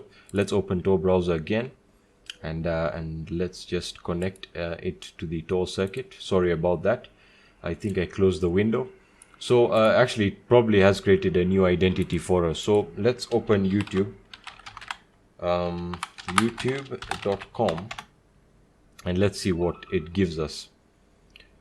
So in theory, I don't know what IP address it's given me now, but let's see what it's given us. So basically it's still using I think the Dutch IP address, and possibly it's going to continue using that for right now. Anyway, what I was getting to was basically how it's basically structured the web page, and how you can customize the activity on the page. So as I was saying, you can get into security settings, and right now the security settings are set to low.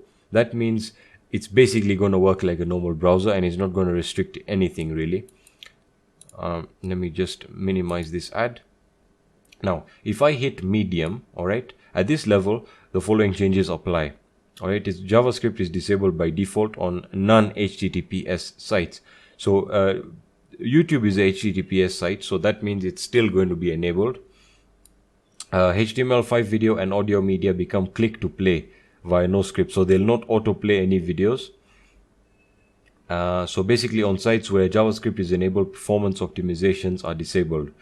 So basically when it's at medium, it's going to restrict a bit of scripts running on the website. For example, if I clicked one of these videos right here, a lot of live stuff is playing. Let me just click a video that might not be too controversial in terms of content. Let's just go to trending. and let's see what the differences are in terms of how it's played. So let's try this video right here, and as you can see, it'll still play the video quite well, and nothing really has changed. So if we go back into the security settings and we set it to high, let's hit OK, and not now, let's refuse that, and let's reload the web page and let's see what it gives us now. So it's nothing really has changed in terms of the interface. Everything is still smooth. So let's try and open a video right now, and as you can see, this little icon has turned into a no scripts sign, and most probably it's not going to play the video. And as you can see, it's not going to play the video at all. It's not giving us any thumbnails. So let's go back to the home screen and let me explain what the high security level actually means. So at this security level, the following changes apply. Mouse over for details. So basically, it's not going to give you any preview of the content. Like for example, if I click here, you can basically see that it doesn't. On sites where JavaScript is enabled, performance optimizations are disabled. So in reality, a lot of the scripts are disabled. So let's hit OK. And now if we look over here, it's going to say, this is basically your script area, and it's going to ask you to, it has this area for blocked script, and it's going to, as you can see, it's temporarily allowed the font to work, but it's disabled other scripts as well. Now you can temporarily allow the scripts on this page if you know you're on a website that you can trust. However, it's going to advise you that allowing the scripts globally or universally across the Tor browser is very dangerous. And that's because some websites may use JavaScript, and JavaScript uses your computer to perform advanced tasks on the websites like calculations, and those can be really dangerous, especially when harvesting information from your browser and your computer. So that's basically the security features. You then have your Tor network settings. All right, so these are very simple, and it's basically the first settings that you get when installing the Tor browser. You can basically check that whether or not your internet service provider blocks connections to the Tor network in countries where that may be restricted, whether you have a proxy or you're going through a firewall. So that's really up to you. Coming back to let me just go back to YouTube. Sorry about that. Coming back to the new Tor, if you focus on the Tor circuit for this site, as I said, it's going to show you a visual representation according to the chain of nodes being used. Now, if you go into the security settings, and if we were to basically say medium and or low, what would be really dangerous is if I used a search engine. By the way, the Tor browser automatically uses the DuckDuckGo search engine, which is an anonymous search engine.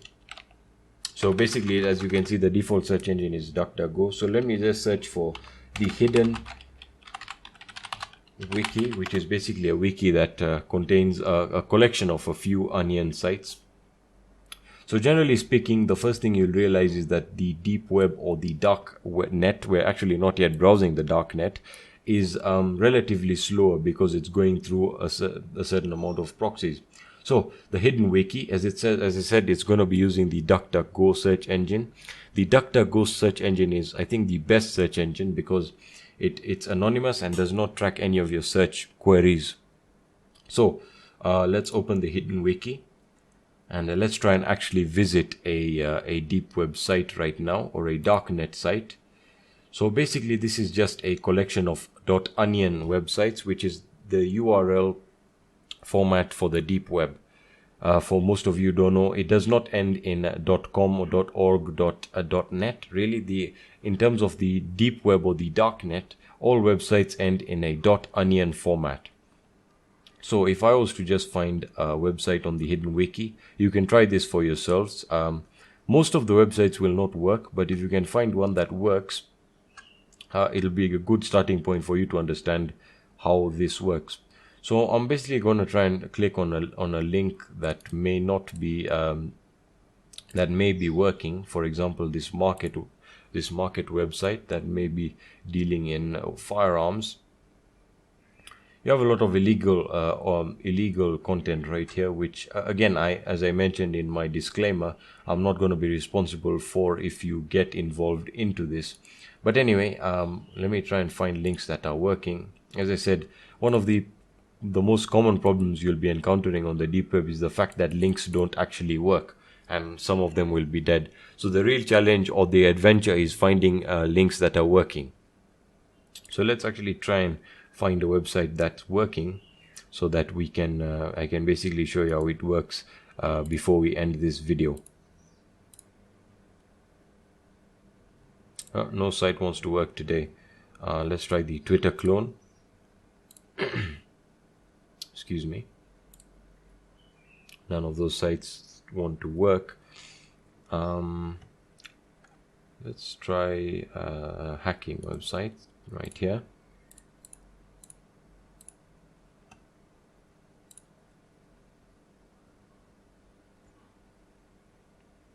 It also contains a few torrent websites, which, by the way, another tip is I would not recommend you to basically torrent over the deep web, because that'll basically just give out your location. I will get to advanced anonymity settings and configuring, basically giving you full anonymity where it cannot be traced back to you. But that's coming in the future videos. So we've actually got our first deep web website. And as you can see, this is an ebook website called the Imperial Library, and it's saying there are 103,448 books on the library. So you can basically just check this out. And let's check out science fiction, for example. You have Star Trek. You can download it or read it. Again, this may be illegal, and I don't encourage you to do that, but at the end of the day, you can use this information to do whatever you want. So that's basically it for this video, guys. Thank you so much for watching. If you have any questions, just let me know in the Q&A section of the course. Hello everyone and welcome to this video. In this video, we're going to get started with the hidden wiki. Alright, so you might be asking yourself, what exactly is the hidden wiki? Alright, so the hidden wiki is essentially the Tor version of Wikipedia, and you can use it to find services or sites that you're interested in. Alright, so essentially the site lists all the hidden onion sites, and essentially will list all of them and will sort all of them depending on the type of service or the type of sites they are. So for example, you have introduction points, you have editors picks, financial services, you have your hosting links, etc, etc. All right, so it's a fantastic starting point for you. And you might be asking yourself, what exactly is the link? Well, I'll be posting the link in the resources section, so you can check that out after this video. And furthermore, you can also just search for the hidden wiki through the DuckDuckGo search engine. All right, that being said, let's have a quick overview of the hidden wiki and how and why it's so helpful. Alright, so by default, it is a very, very well designed website, as you can see here. Again, its main purpose is to sort and to display all the hidden services or the hidden links on the deep web or on the dark web for that matter. Alright, so as you can see, you have your editor's picks, where you have some fantastic websites that I would recommend that you get started with reading. For example, the Matrix. I'm pretty sure you already know what that is about. How to exit the Matrix. That involves learning how to protect yourself and your rights online and off. And then finally, you have a very good read here regarding to PGP signatures. All right, so a short and simple how-to guide, excellent read there. So I'd really recommend that. All right, so as you can see, you then have your introduction points, where we have the Amaya search engine, the DuckDuckGo search engine, Bitcoin Fog. So again, that is to deal with Bitcoin anonymization taken seriously. Now, you will be given notices depending on whether or not the site is currently up and running. And as you can see, the Bitcoin Fog is currently down as of 2017 and 18. All right. You then have your Tor links, which is essentially Tor links that are moderated for replacement for the hidden wiki. So these are an extra repository of links. You have the Torch search engine. right? You then have your hidden wiki, which is essentially a mirror of the hidden wiki. You have the not evil search engine, and finally the self-defense surveillance guide. So these are all fantastic introduction points. And the reason I'm showing you how to use the hidden wiki is because it really is a great place to get started with understanding, the types of sites that actually exist, and actually understanding that, the deep web, or the dark web for that matter, is really a very robust environment, in the sense that you have all types of sites with, providing different services. So again, you can look at the financial services, where you can find the different sites. Now, again, I do need to throw out caution that some of these are not going to be legal, or of course, because they involve, counterfeiting, etc., etc. But again, I'm not going to demonstrate any of that. The purpose of this video is to show you all the sections in which you can get started from. You then have your commercial services that involve, different stuff like betting sites, iCloud Unlock, driver's licenses, etc., etc. Again, I'm not going to go into all of that because there is quite a bit to look at. As for the domain services, you have some fantastic domain name searches you can perform here, where you can essentially you can buy domain names, or the ones that you feel are appropriate for your site, if you choose to create and host a deep website. As for the anonymity and security, you have it sorted out into mixing services, anonymity, security, privacy. So you can go ahead and look at that. Again, for your hosting web file or images, you have your hosting links, which is currently 1. I would recommend that you check that out if you're interested in that. You have your email messaging. So we looked at Proton Mail and a few others. And as you can see, there are plenty more that you can look at and you can use, and you can, find what works the best for you. You then have, your social networks. So you have Galaxy 2, Facebook, which is the, essentially the real Facebook's onion domain.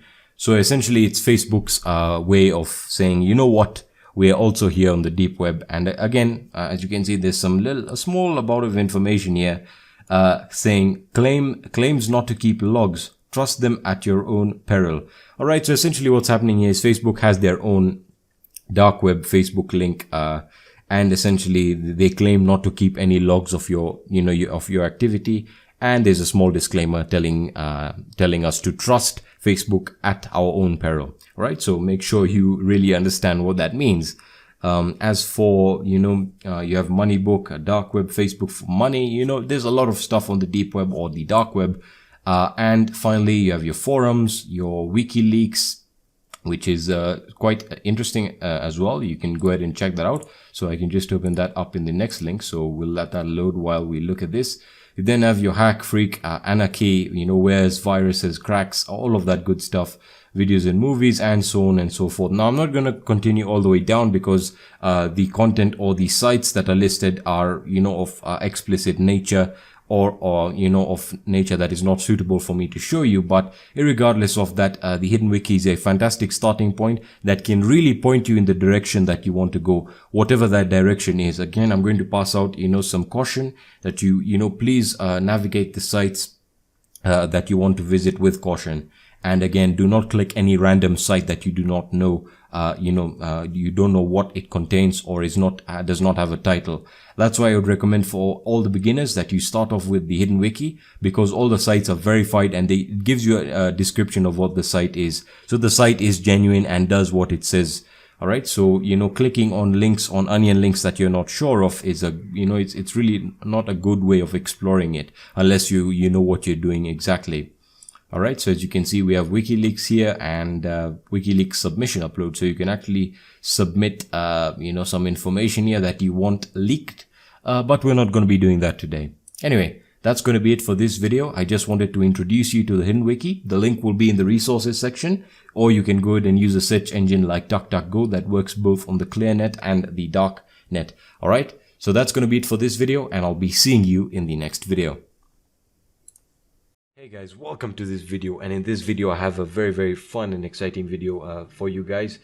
Basically, we're going to be looking at the best deep webs or darknet search engines out there. So basically, I've got about 4 that I think are the best search engines that you can get. One of them that you might want to include is DuckDuckGo, but it's not the best for the deep web or the darknet. Now, the first one I'm going to start with is Ahmia or AHMIA. I don't know how you can pronounce it, but basically this is my personal favorite because of how many results it turns up. So let's say I want to search about let's say a conspiracy theory. So let me just type a conspiracy theory. Let's just search a very simple, a generic, and as you can see, it's going to give the thing I like is it's very well designed. It basically has a very clean user interface. It displays the results in 0.05 seconds. All right, it has statistics. You can basically use an I2P search, which you really don't need to know what it is right now. It basically then indexes them according to their relevancy and whether or not they are online, and basically how old they are. As you know, and as I've mentioned in previous videos, basically sites on the deep web will usually find sites that most of the sites will not work and are not active. And if you the real challenge is finding sites that are active. So let's try the first one and let's see what we can get out of this one, just to show that the results are indeed active and the sites that you'll find through this search engine are the best. So basically we have the sports conspiracy, brainwashed from birth by Dr. Marcus Driver. Well, there's some pretty interesting stuff here. Nothing is so permeating in American culture as sports. We're exposed to competition based on physical struggles for dominance, aka athletics. Well, I'm really not going to go into any of this. But basically, this has been Ahmia or Ahmia, whatever you want to call it. And this is a very good search engine that I would recommend. I would really highly recommend this search engine. The second one on my list is Candle. Now, Candle is a very minimalistic search engine. As you can see, it's basically got inspiration from Google, and that's why it's using the Google color scheme. And it basically has a tagline saying no parentheses, no Boolean operators, no quotes, just words. So it's basically telling you to just search for whatever you want to get. So let's try and search for let's try again and search for conspiracy theory, and let's see what it returns. All right, so you can see it's basically giving different results. As you can see on this one, we got different results, and on Candle we got different results. So as you can see, there are some differences, and it's going to basically show results. It's showing 20 out of 69 of 97 of 204. So basically it's indexed in pages. Now, talking about the way it displays it, it has a black theme, so that's very nice and easy on the eyes. It also gives a description. It gives a nice description, and basically has an index as to when the site was up. So this is very nice because it actually gives the latest sites as compared to Ahmia. That sorts by relevance, but Candle will sort by time that it was updated or activated. So let's click on this and let's see what we get, and hopefully this link is still up, or it has actually had some downtime. All right, so it's basically forwarded us to Intel Exchange, where we have some conspiracy theory forum right here. Intel Exchange, by the way, is a very popular forum on the deep web. I will make a separate video on Intel Exchange because it's a really good forum for you to basically express how you feel, really. But that's basically Candle. So Candle is very good search engine. And by the way, this all comes down to personal preference, really. Everything is up to you and whatever you deem comfortable for yourself. The third one is Not Evil. Basically, Not Evil is a very simplistic search engine that basically gives you the ability to index whatever you're searching in terms of titles, URLs, or you can use both. All right, so you can basically search for keywords. So I'm going to basically search for conspiracy theory. I'm just going to be using this just to show the differences between the three and other search engines that we're going to get to in a few moments. So I'm going to make sure it's using titles, and I'm going to search, and let's see what results it turns up for us. All right, so as you can see, there's some stuff that's kind of different here, and you'll find something. Maybe we have something here in Russian, and basically it doesn't, in my opinion, it doesn't sort everything in a very neat way or an intuitive way that people are accustomed to, especially when it comes to search engines. That would probably be the only thing down about this search engine. It's called Not Evil. So let's actually try and open this link right here and let's see what it gives us. It's in Russian, so I'm guessing it's gonna be in Russian. It's opening an Onion site. It does give a last response date. That means when it was last pinged active. Let's see what it gives us here. It's taking quite a while to load. Probably a big page.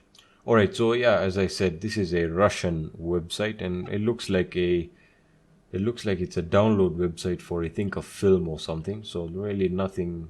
As you can see, they give varied results, and again, it all comes down to what search engine will give you what you want. So that's basically it for Not Evil.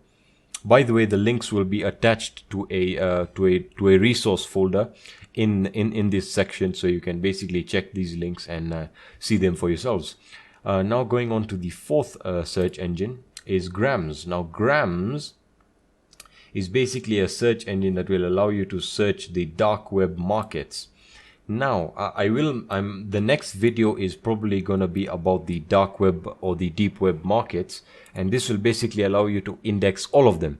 So let's try and see maybe something what you would expect to be sold on the dark web markets. For example, let's try a very popular one, cannabis. Let's search for Gram search. By the way, talking about the interface, it is again it has inspiration from Google, and it has a very nice logo here, as you can see, basically giving you an idea of what it's all about. Really, it's about basically the markets that deal with narcotics and stuff like that. Again, I don't encourage any of this or condone any of this, but again, it's up to you, really, whatever you want to do. But anyway, let's basically give that a search and let's see what it returns us. Alright, so it's returned an advanced search and it gives you the amount of time it took to search. It has some very cool statistics here that I'll get to in a second. So basically, it's going to highlight these two search results, which I'm guessing are sponsored, and it'll give you the vendor, the price in terms of Bitcoin, and the location in which this company or vendor is located. So 25 bottles of Canazine.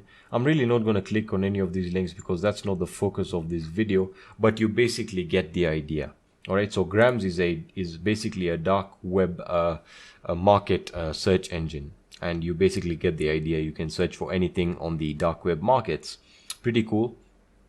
The last search engine in this video is going to be Torch, and we basically took a very brief look at Torch in the previous video.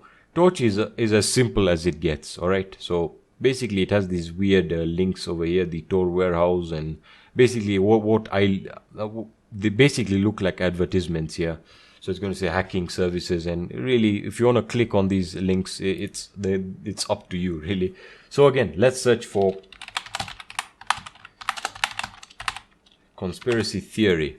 All right, let's give that a search, and it's returned a conspiracy theory right here called the chemtrail conspiracy theory. I don't know whether you guys are fans of conspiracy theories, but this is a very popular one. Most probably it's going to be from, alright, so there we are. As you can see, this is what I'm talking about, search engine, and this is why I really don't like Torch, because even though it has a good, fairly good user interface, you can basically sort it by the last modified date, which we can actually try right now and see if the results that it gives us are good in any way. And as you can see, we clicked on this link and it told us that it does not exist. So again, it's all about whether or not a search engine can give you what you're looking for. In my opinion, Aamia is the best search engine, and I would recommend it to you. Again, the links will be in the resources folder attached to this section. So that's basically it for this video, guys. I hope you guys found value in this video. If you have any questions, just let me know in the Q&A section of the course. Thanks so much for watching. Hello everyone, and welcome back to the course. And in this video, I'm going to be showing you the best email providers on the deep web or the dark net. as it's so called. So there are about 4 email providers that I think will perform exceptionally well for really any purpose you have in mind. And basically, you might be asking yourself, why do I need an email address on the darknet or the deep web? Well, the question is, why not? Why shouldn't you have one? First of all, it's amazing for communication because it's going to be anonymous, and there's literally no tracking whatsoever. There's no Google Analytics tracking, basically tracking how many emails you send a day, or nor is there basically file scanning on basically attached files that you could be scanning. But those are just some of the advantages of using an email on the deep web or the dark net. So let's actually get started. By the way, the links will be in the resources folder for each of these videos that actually contain links. So basically, the first one is called Proton Mail. Now, Proton Mail is also on the clear web, but it does exceptionally well on the deep web or the darknet as well. So here it is, and you can basically just log in or create an account. Now, you might be asking yourself, why should I select Proton Mail? Well, basically, as you can already see, it's gone to the clear web sign up. And if we basically just temporarily allow scripts on this site, it should, this is already on the clear web, so there's really no risk. You can select your account type. Some of its packages do need a payment. Now, there's the free version, which is a basic account with limited features. The secure email with advanced features basically has these advantages right here, up to 1,000 messages a day. And you might be asking yourself, well, why can't I just use normal email for my communication? Well, that's also good. That's a good argument. But with Proton Mail, as it says, Proton Mail is a free service for the public good. You can support online privacy by selecting a paid account. Your contribution helps us basically develop Proton Mail as a free and open source software. So basically, the packages, the payment packages are just to support them in development. Now, you might be asking yourself, what security do they use? And they use end-to-end encryption. So that basically on its own is the best. And you can go through all of this. Really, you can basically have a look at how it works and why they basically why you should sign up with them. But that's basically it for Proton Mail. I won't get into too deep into that. Again, it's all about personal preference. You can basically make your decision out of Proton Mail and the others that we're going to be looking at. The second one is TorBox, the Tor mailbox. Now, this is more in line with what I would use. And basically, if we go to the welcome menu, it's going to say welcome to TorBox. This is a hidden mailbox service only accessible from Tor. So there's no clear web version. There is no connection between TorBox and the public internet. All messages are sent and received with TorBox. Alright, so just sign up for a new TorBox and start sending and receiving email within Tor. Alright, pretty cool. So you can basically just sign up for an account right here, and it is free. So you can basically enter your nickname, your email address and name, password and captcha, and basically add your mailbox. Might be asking yourself, why is this so cool? Well, for me, I've used a TorBox before. I just love its simplicity. It's really easy to create. It's an account, and it's the mailbox is very simple. You can give people your email address over the deep web and you can communicate with them. And I might be asking yourself, what type of security do they use? Well, basically, this is the standard email system. Communications between you and the server to MTA transport are encrypted as they are established within the Tor network. So basically, your messages are already encrypted because they are traveling through the Tor relay. Basically, what it offers you is a mailbox and an email address and webmail access through Squirrel Mail. So pretty good package, and it's free, absolutely free. So this is one of my personal favorites. I would actually recommend this for beginners. The next one is BitMessage. Now, BitMessage has been there for quite a while now, and very simple website. I think this is done in basic HTML. You can basically register, you can set up FAQ, frequently asked questions, and basically what BitMessage is a gateway that will basically to connect BitMessage with an email without the need of any software. So it allows you the BitMessage network the same way you use email today. So it's completely free. no advertisements anywhere, no tracking. So all of these really good features. In terms of registration, you have your setup guide right here, which we will look at briefly. So basically this website uses JavaScript to protect email addresses. If you read this text, you have JavaScript disabled.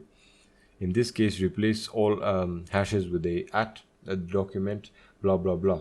So this is really just an advanced Bitmessage email client, really advanced. It's a very good service, but I would not recommend this for beginners. And really this is something you would get into when you're moving into, like, when you're using many email addresses. For example, you create a website on the deep web and you want to use many email addresses. This is the service you would use because it's more of a mail gateway. Now the last one, which is also a very good one, is Mail2Tor. Alright, now Mail2Tor has a very good website. So it's an anonymous email service provider. It's a free anonymous email service to protect your privacy. Alright, so it allows anyone to send and receive mail anonymously via webmail or email client. You will need to have the Tor browser installed on your computer to access Mail2Tor. So it only works on the deep web or the darknet. Now it's a very simple website, and you basically just go about it by registering for an account. It's a bit of a slow website, but it's very good service nonetheless. So again, very simple registration, username, password, confirm your password. It has a captcha, and you can submit your query. You can then log in and then access your mailbox and send and receive email addresses, emails really, not email addresses. So that's basically it for this video, guys. These are basically I think the best email providers on the deep web right now, and hopefully you can find one that you like and one that you will hopefully be using for a long time to come. Anyway, guys, thank you so much for watching this video. Just to remind you, the links are going to be in the resources folder if you want to access any of these links. Anyway, if you have any questions, just let me know in the Q&A section of the course. Thank you so much for watching. Hello everyone, and today we're going to be basically looking at I think, in my opinion, the best social networks and forums on the deep web, or the dark net as it's so called. So I have here a list of some of these sites that I think are the best, and by the way, the links to these websites or these onion sites will be in the resources folder under this lecture. So feel free to check them out. The first one is Galaxy 2, and I think, in my opinion, the best basically forum / social network on the dark net or the deep web. And basically you basically have an activity section. You can log in or create an account. As you can see over here, you can register, create an account. Overall, it's a very clean social network, in the sense that it doesn't contain any malicious or really disturbing content. You then have the latest activity. You have the wire, and this basically, as you can see right here, you have basically wire posts, which are just like status updates or questions that people would ask. You then have groups. All right, so you can form a group once you log in, and as you can see, basically right over here, as you can basically see, you have different groups that are discussing different things, and that's basically that. You then have let me just open these, let me just reload the page. You then have blogs, you have rules, you have frequently asked questions. So really it has a lot of people on it, and it's a really good social network / forum. So please do check it out. The next one is going to be Chat.tor. Now Chat.tor is basically a chat room, and the reason I've included it is because you're absolutely anonymous, and all you have to do is just enter a random name. So I'm just gonna enter mine as Peter Griffin, and I'm gonna just join the lobby, and it's gonna basically open a lobby up, and you can basically start chatting whatever you want with these random people. So overall, pretty cool. The next one we're going to look at is Facebook. Believe it or not, Facebook actually has their own Onion website, .onion website, and they basically claim that they don't log your activity when you use it when you use it on the Tor network. I wouldn't go by their word, because they don't have it in their terms of use, because they really haven't. It really isn't supported all that much when it comes to the deep web. So yeah, if you want to check it out, go ahead. Again, just run this at your own risk. Alright, and the last one is the Intel Exchange, which I did promise that I would give you guys basically an overview of in the previous video. And Intel Exchange is basically a forum where you can discuss different types of stuff, and I really enjoy this. You can create an account and you can log in, and the reason I like it is because it has a very good, it's basically organized very well. It's very simple. For example, you have sections like suppressed technology, and with suppressed technology you can basically check out stuff like free energy, the 0 Point or anti-gravity documentary, really interesting stuff that deals with science and technology. So overall, pretty awesome. So that's basically it for this video, guys. Hello everyone and welcome to this video. In this video we're going to get started with chat rooms on the deep web or the darknet. Alright, so by default I have 2 chat rooms here, and you might be asking yourself, well, aren't there any more chat rooms on the deep web or the darknet? And the truth is there are a lot of them, and the reason why I'm showing you only 2 is because these are the ones that I can recommend to you, or I can trust that will not cause or will not leak any of your information, or whose purpose is not for any malicious intent. Now, let me explain something. The thing with the deep web or the darknet is that it's huge, and the amount of sites is very large. And if through browsing or using search engines, you could find other chat rooms, but the truth about them is you really can't tell what their main goal is, apart from obviously providing a chat room service. That is why I'm going to be showing you some of the most popular ones and some of the ones that I can verify as legitimate and whose purpose is only to help you chat. Alright, so by default these 2 are CryptoDog and Daniel's chat. Now I'll be posting the links, the onion links for these chat rooms in the resources section after this video, so you can check them out for yourself. Alright, and I just want to throw out a bit of caution. When browsing the deep web, do not, this is my honest opinion, do not trust any site until you can fully verify it, or a site, you do not go to any random site and fully trust it, and I hope you know what I mean by that. Alright, but that being said, let's get started. So the first site that we're going to be looking at is CryptoDog. Alright, so CryptoDog is really weird. You might be a bit confused as to why it's called CryptoDog, but don't worry about what it means. It's essentially just a name for a chat room. Alright, and by default, you will need to enable JavaScript, and that is because it requires JavaScript for encryption. Alright, so for encryption of your messages, so that your messages are obviously safe, and it actually gives you a bit of privacy. Now, to do that, you just go to your right hand side and to the JavaScript plugin. Now, it might be on the left here with the onion circuits, or you can just go to the right and you can just temporarily enable JavaScript. Now, by default, in the security section of the course, we will be looking at some of the security features that you can enable and disable, that security features that you can enable and disable that will really help you security. Alright, so by default, welcome to CryptoDog. Now, it's going to prompt you here to enter your conversation name. I'll explain what that is in a second, and you can just enter your nickname. Alright, now let's look at some of the information that is going to be provided here.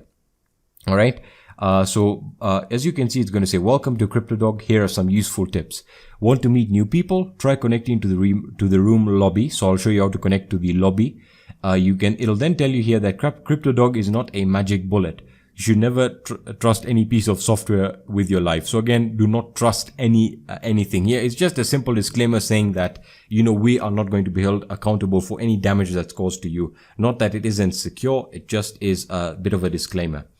Alright, so then it's going to tell you that CryptoDog can protect you against untrustworthy people or keyloggers. So again, it's throwing a little disclaimer that do not trust any people that you meet in the chat room, because everything is encrypted and your identity is protected. You really don't know who you're talking to. But again, a chat room is very useful if you want to chat with your friends or your business associates. Alright, so how would you go about setting up a chat room with CryptoDog?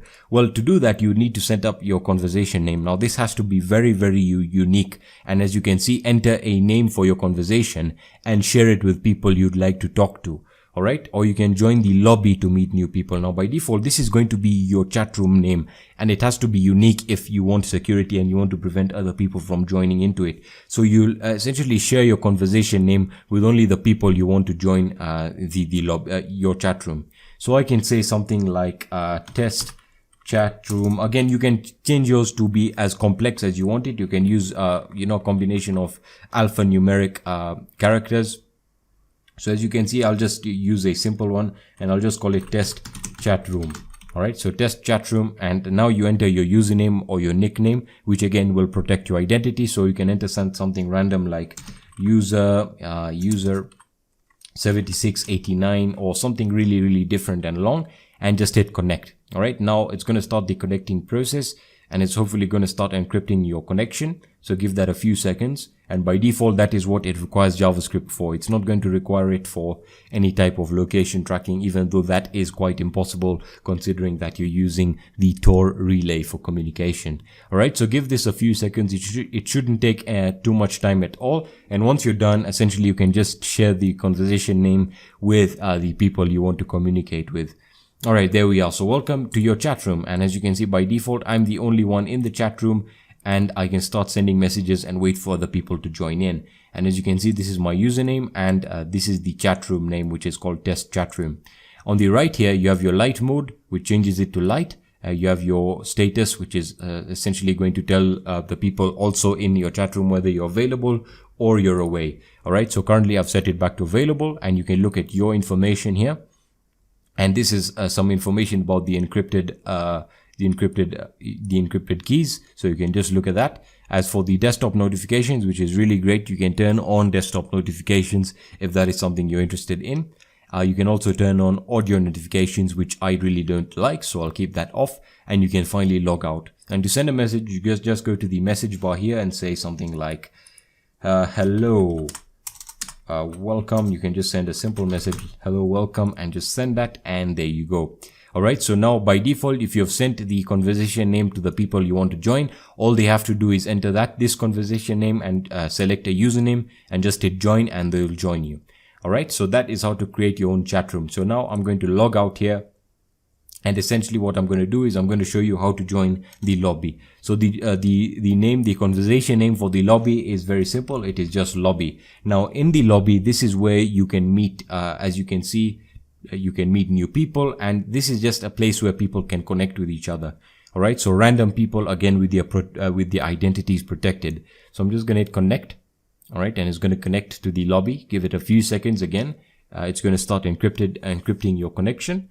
Give that a few seconds, and it should connect directly to the lobby, and that is where you will find different type of people. Again, I'm just throwing out a disclaimer: do not trust anyone you meet in the chat room, and do not take them. You really can't trust anyone you meet. So by default, you can see you all have your users here, and they're the users that are currently online, and you can chat with them and just find out more about them. But again, a lobby is a place for meeting new people. All right. So that is essentially CryptoDog, and once you're done, you can just log out, and voila. That is how to use CryptoDog. I really enjoy using CryptoDog, and I have used it for professional communication many times with business associates, and it really does protect your communication. All right. Now moving on to the second chat room, which is Daniel's chat. All right. So Daniel's chat is really awesome as well. And as you can see, there are some rules here. You can go through them. I'm not going to go through them because they may contain explicit content that I'm not going to go into. But by default, you can select your username. So I'm just going to hit a random username like user 8976, and I'm just going to select a password, which I can choose depending on how complex I want it to be. Since I'm only using this account one time, I'm just going to hit 1 2 3 4 5. And I'm just going to enter this CAPTCHA, which is essentially asking us for the purpose of verification. So the CAPTCHA is EEZDH. All right. And once I've done that, it's going to ask me to select a color.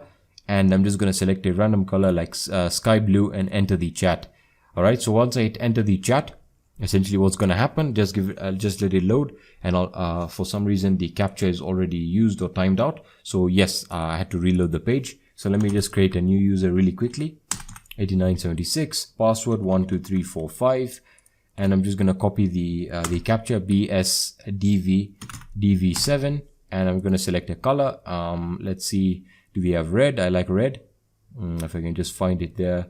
I found it just there it is, and I'm going to hit enter chat.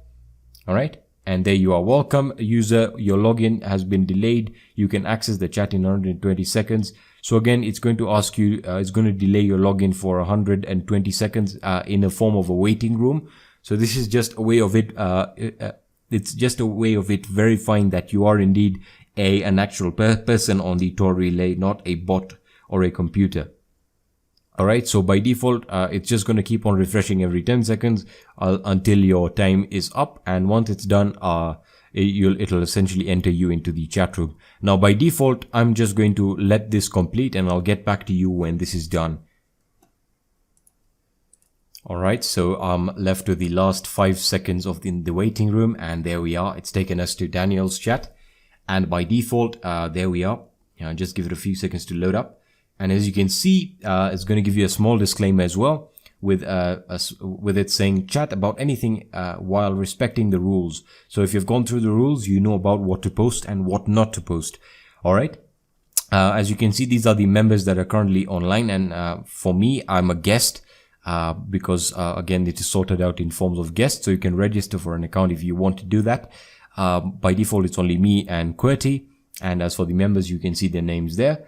Let's look at an overview here. So essentially I can just send a message here. So I can type in my message and I can send it to all chatters, or to the offline chatters, or to specific users in the chat room.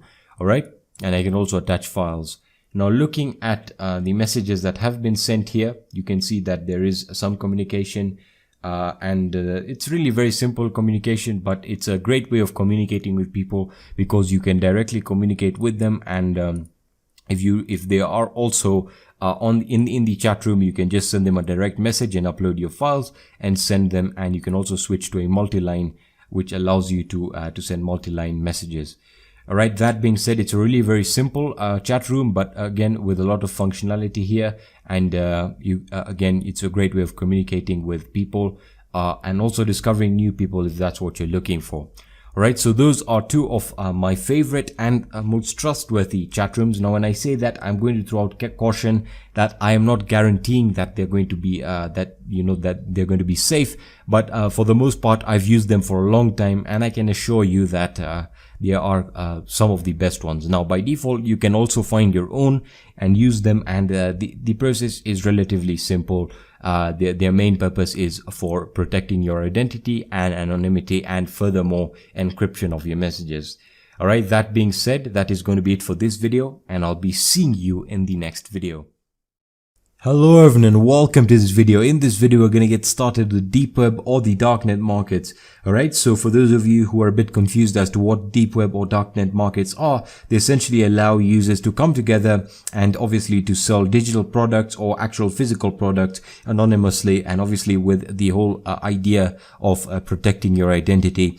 Now, most of these sales or the crypto or the currency used on most of these markets are cryptocurrencies, in the sense that you have Bitcoin, Litecoin, Monero, or Ethereum. But most popularly, you will find the use of Bitcoin and Monero on most of these markets. All right, so payments have to be made with Bitcoin or Monero, or if the site supports it, Litecoin. All right. And in the Bitcoin and cryptocurrency section of the course, you can look at how to buy these cryptocurrencies and how to store them in your wallet, and furthermore, how to access them and how to use those, and how to use the cryptocurrency.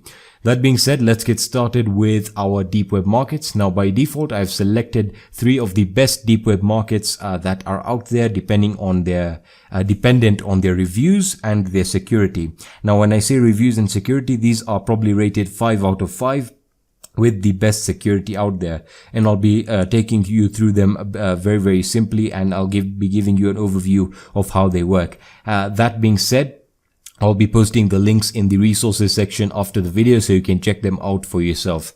Okay, so getting started with the first market, which is the Wall Street market.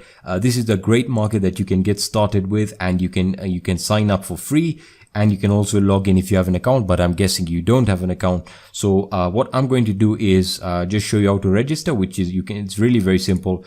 All you need to do here is you need to just select your username and your password. Sorry, you can go into sign up for free here. Let me just show you how to register. So you can enter your username, your password, and it'll ask you to enter a CAPTCHA. Now, I already have an account, so I'm just going to log in really quickly. I just created an account so that I do not have to take you through the process, because again, the process of entering CAPTCHAs is really long and tedious. All right, so I'm going to enter my username. My username is user3456. Again, I just created a random account that I'm not really going to be using for any transactions. So I'm just going to log in now. I'm just going to enter the CAPTCHA 9ZMPX, like so. And yeah, that's it. And I'm going to hit login. All right. So I'm just going to log in, and hopefully it logs me in with the CAPTCHA being right. There we are. So it successfully logged me in. Now, one more thing is I'm going to be blurring the content on the right here. That's because I do not want to give any publicity to any of the items or products being sold here.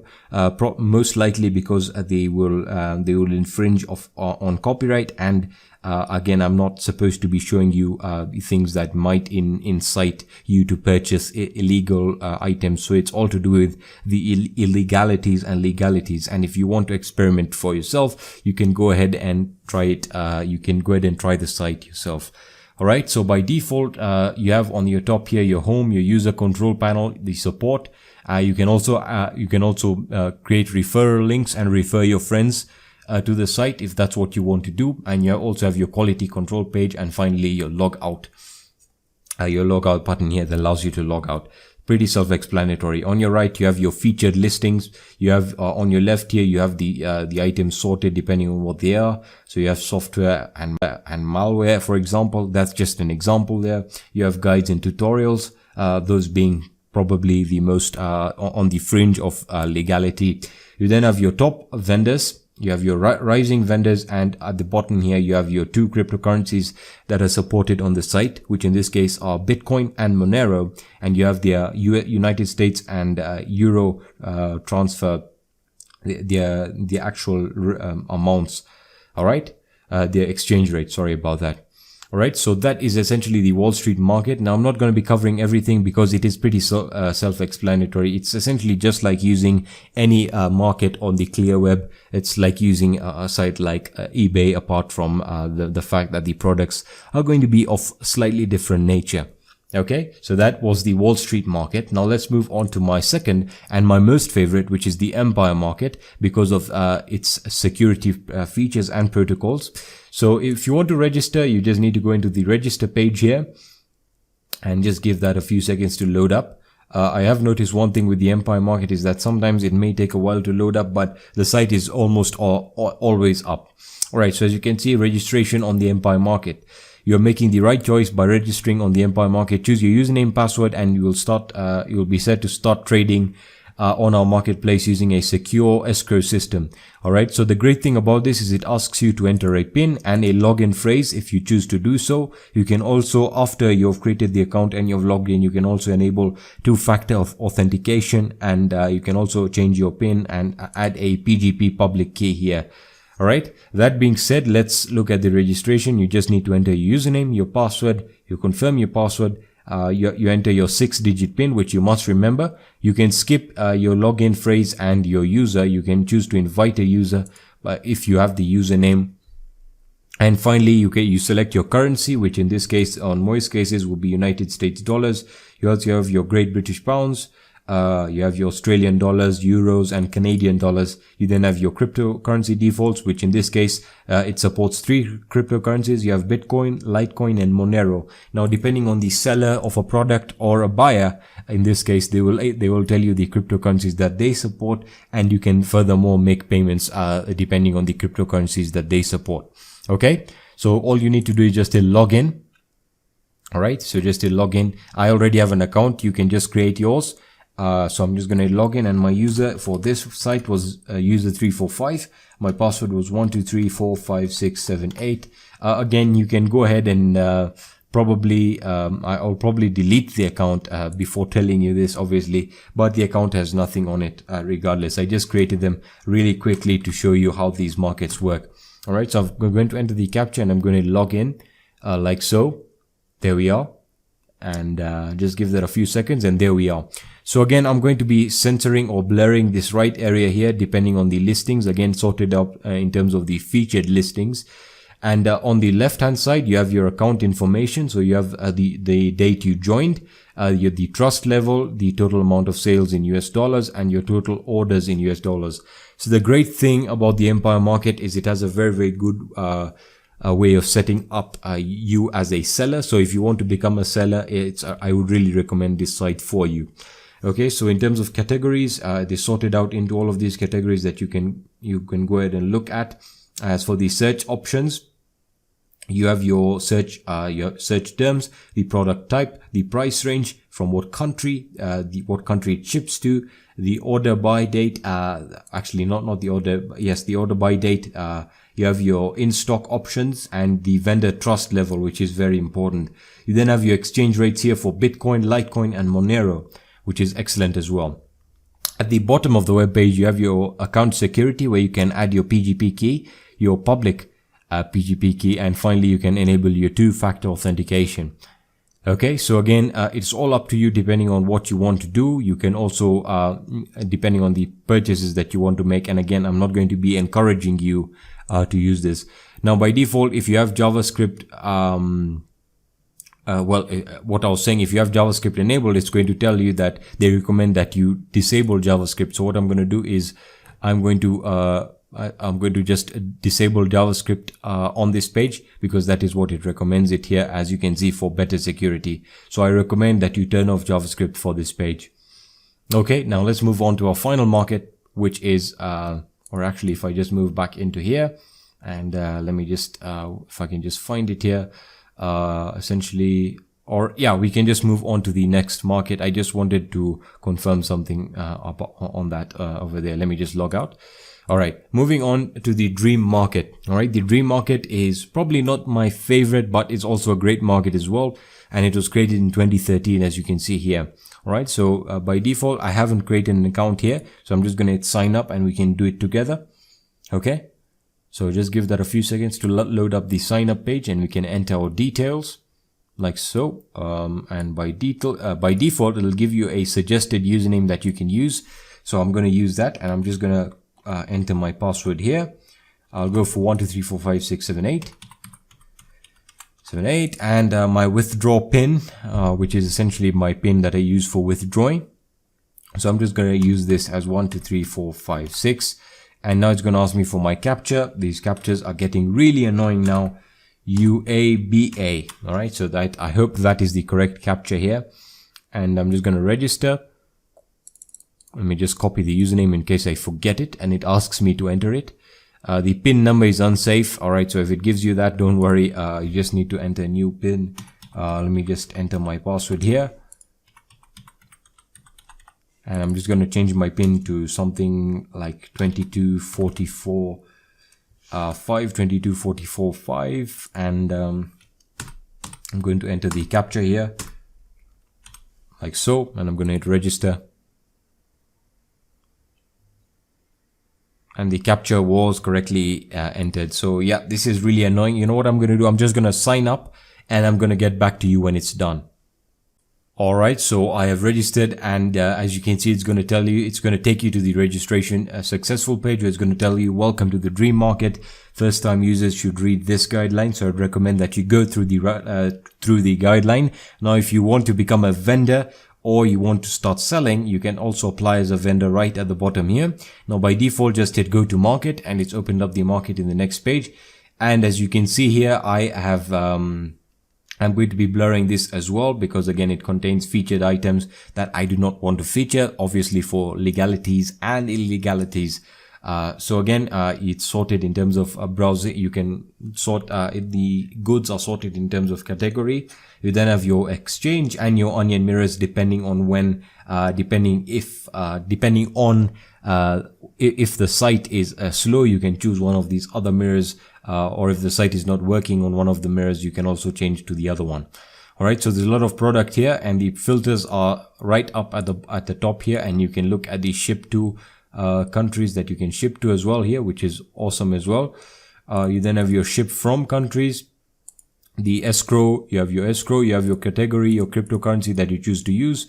In this case, you have Bitcoin, Bitcoin Cash, and Monero, which is also very, very good, and you can apply the filter. Now, I really don't like the Dream Market, most probably because of the security, and I would really not recommend this. But if you want to try out this market, go ahead. It's also a good market, and again, these are the top 3 markets that I would recommend. You can go ahead and try other markets, but again, as I've mentioned before, security is very, very important, and it's all about protecting your identity and obviously the security of your purchases, depending on what you want to purchase. That being said, that's going to be it for this video. I would really recommend that you look at the Bitcoin and cryptocurrency section if you're interested in performing these transactions or actually buying services and products from the deep web or the darknet, whatever they may be. So that's going to be it for this video, and I'll be seeing you in the next video. Hello everyone, welcome to this video. In this video, we'll be getting started with the deep web links directories. Alright, so the deep web link directory, sorry about that. So essentially, you might be asking yourself, what exactly is a deep web link directory? Well, essentially, this is a directory that contains deep web links. Now, we looked at the Hidden Wiki, and the Hidden Wiki is a great starting point for finding different links that you can explore depending on the services and and what they're about. But with directories, this is an extra or a better starting point. Well, not really a starting point, it's essentially a directory full of links. So if you want to look for newer links, or you've performed some searches on the search engines and you've not got what you want, this is also a great place to start looking from. Now, by default, I'll be uploading a lot more of these directories or videos on these directories, so you can try out whichever ones you want. And in today's video, we'll be starting off with dark directory or darkdir, depending on how you want to pronounce it or call it. And as you can see, it's essentially your guide to the darknet. Right now, by default, the sites are sorted out on the left in terms of categories, so you can check out for the categories in which you want to find links for. And on the right, it will post the links and it'll give you the name of the site and a description of what the site is containing or what the site is providing. All right, so let's say we are looking for links regarding links regarding blogs. All right, let's say we're just looking for some blog links. So we click on blogs. And just wait for the site to load. Right, you do not need to enable JavaScript on this site. It works without JavaScript. So just give it a few seconds to load up. Don't worry if it takes a while. That is the whole process with the deep web or the darknet. The sites take usually longer to load. And if it doesn't load, you can always just stop it and reload it. Like so there. Let me just reload it. Hopefully it loads up for us. We can also check we can also look for other categories here. So what I'm going to do is, let me just go back to dark directory, or there we are, it has loaded. All right, so just give it a few seconds to load up, and there you go, it has loaded the site. And these are some blogs that you can look at. So you can see the title of the website. So as you can see here, instant card replenishment, blah, blah, blah. That's not really interesting. Wiki links, again, Michael's top secret page. So you can see this is where you can really explore the deep web or the darknet however you want, and you can just you're just browsing through it and trying to find interesting things that, or sites that might interest you. So as you can see, you have Brandon Evans. If you're looking for a specific writer, you have deep.web, James D. Murphy, all of that good stuff. Anyway, that is how to find blogs. Let's look at one more category just to show you that it really does work, and we'll actually pick a site this time. All right, so let's say we're looking for, let's see, libraries and wikis. No, that's not really interesting. Let's say we're looking for, let's see, social networks. All right, so let's say we're looking for some social networks on the deep web or the darknet. So we'll click on social networks, and now it's going to load it it's going to load it for us. So just give it a few seconds. Again, don't worry if it takes a while. It usually, most of the sites on the deep web or the darknet usually take a while. All right, so just give it a few seconds. If it doesn't work, you can always reload it, and it will load the page up for you. All right, so again, if it's taking too much time, you can always just reload the page, as I'll do just now. So give that a few seconds. There we are. All right, it's reloaded the page, and it's going to start displaying. There we are. Okay, so if it does give you the error where it keeps on loading, you can always just stop the loading process and reload it. All right, so as you can see, these are some of the social networks you can get started with. So Good Hacker, let's see what else. Make Money, you know, pretty much the same type of sites you'll find on the ClearNet, but there could be some interesting ones. So let's see, Chatbox, Chatroom. Again, as I mentioned in the previous Chatroom video, please be wary of the chat rooms you visit.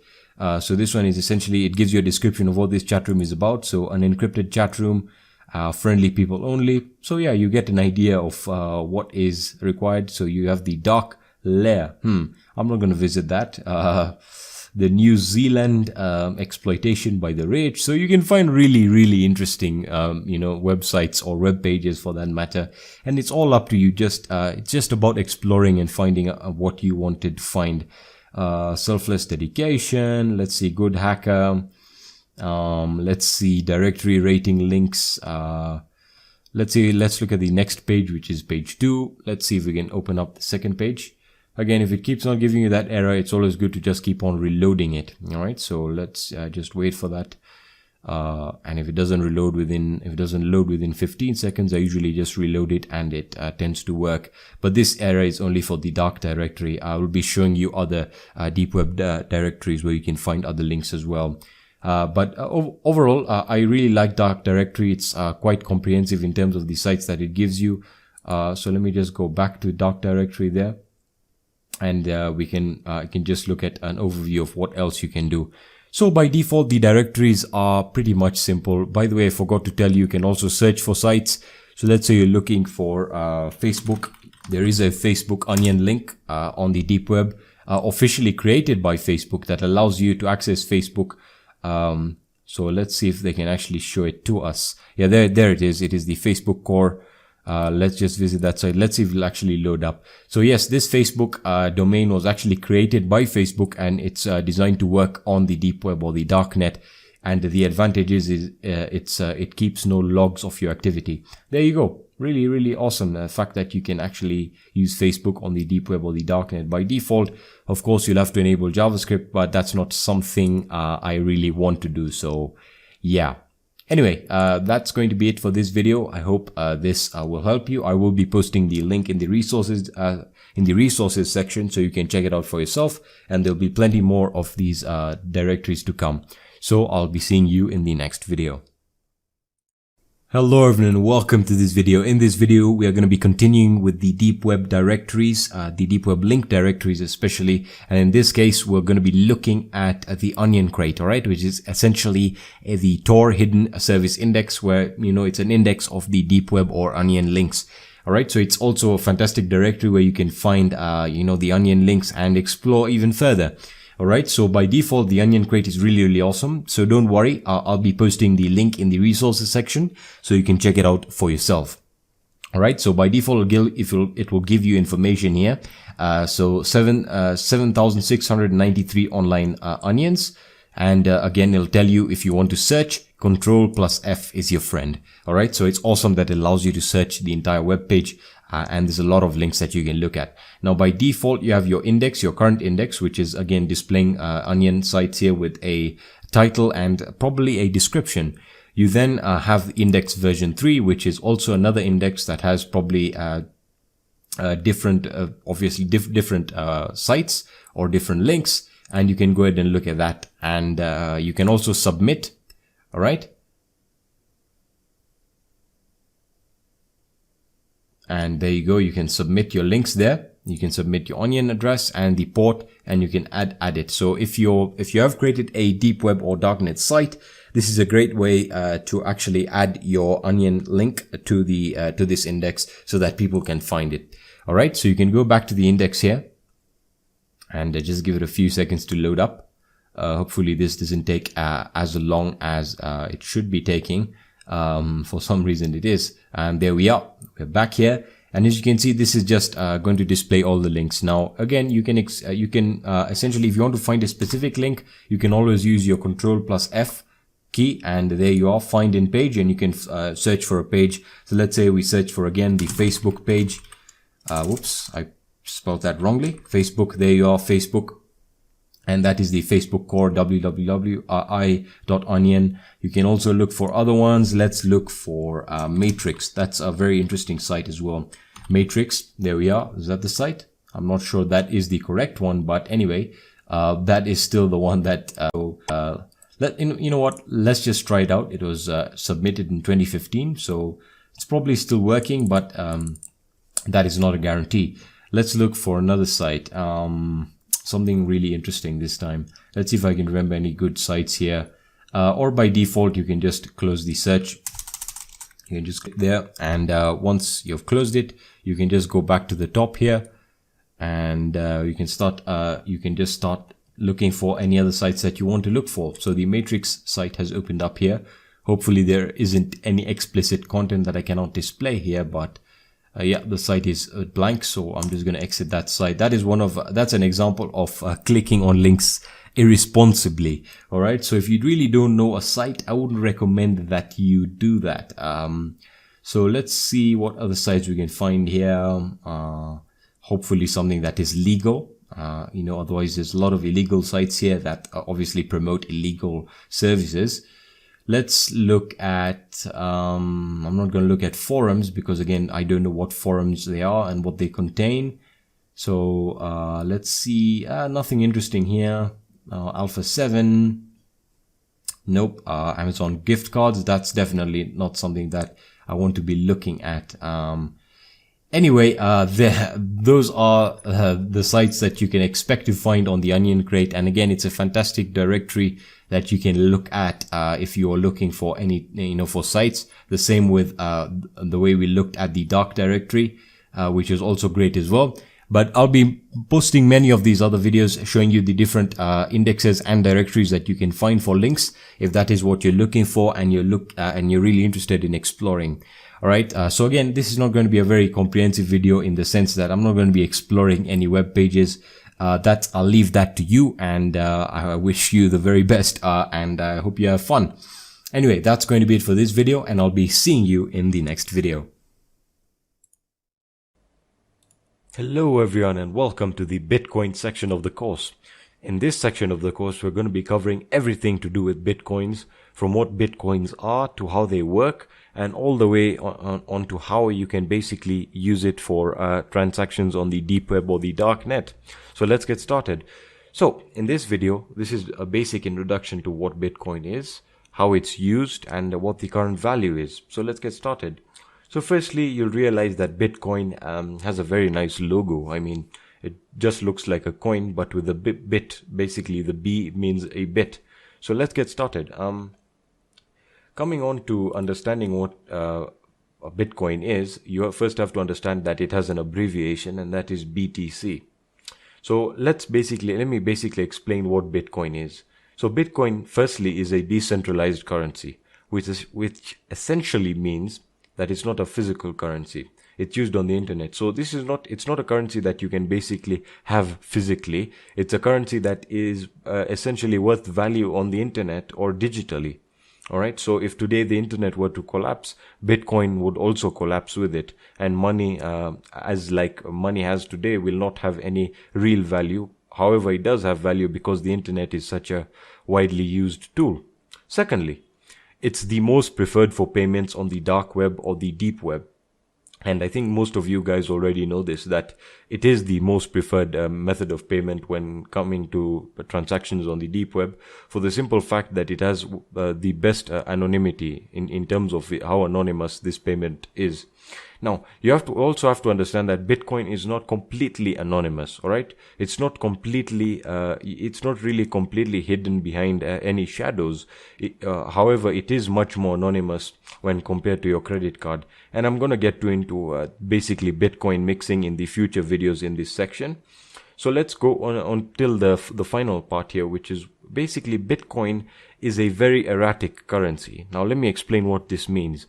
Bitcoin is highly volatile and unpredictable in the sense that it does not store value in a very predictable fashion. Now you might be asking yourself, well, has Bitcoin's value always risen? Well, yes, that's true, but it has sometimes gone down, and that really is dangerous in terms of people who want to try and invest in it. I will not recommend anyone to invest heavily into Bitcoin, because you can't really tell what the value is going to be a few years from now, and we're going to get into that in a few minutes here. Now let's actually look at some basic Bitcoin terminology. You might have heard of some of these terms if you're keen on the whole Bitcoin scene.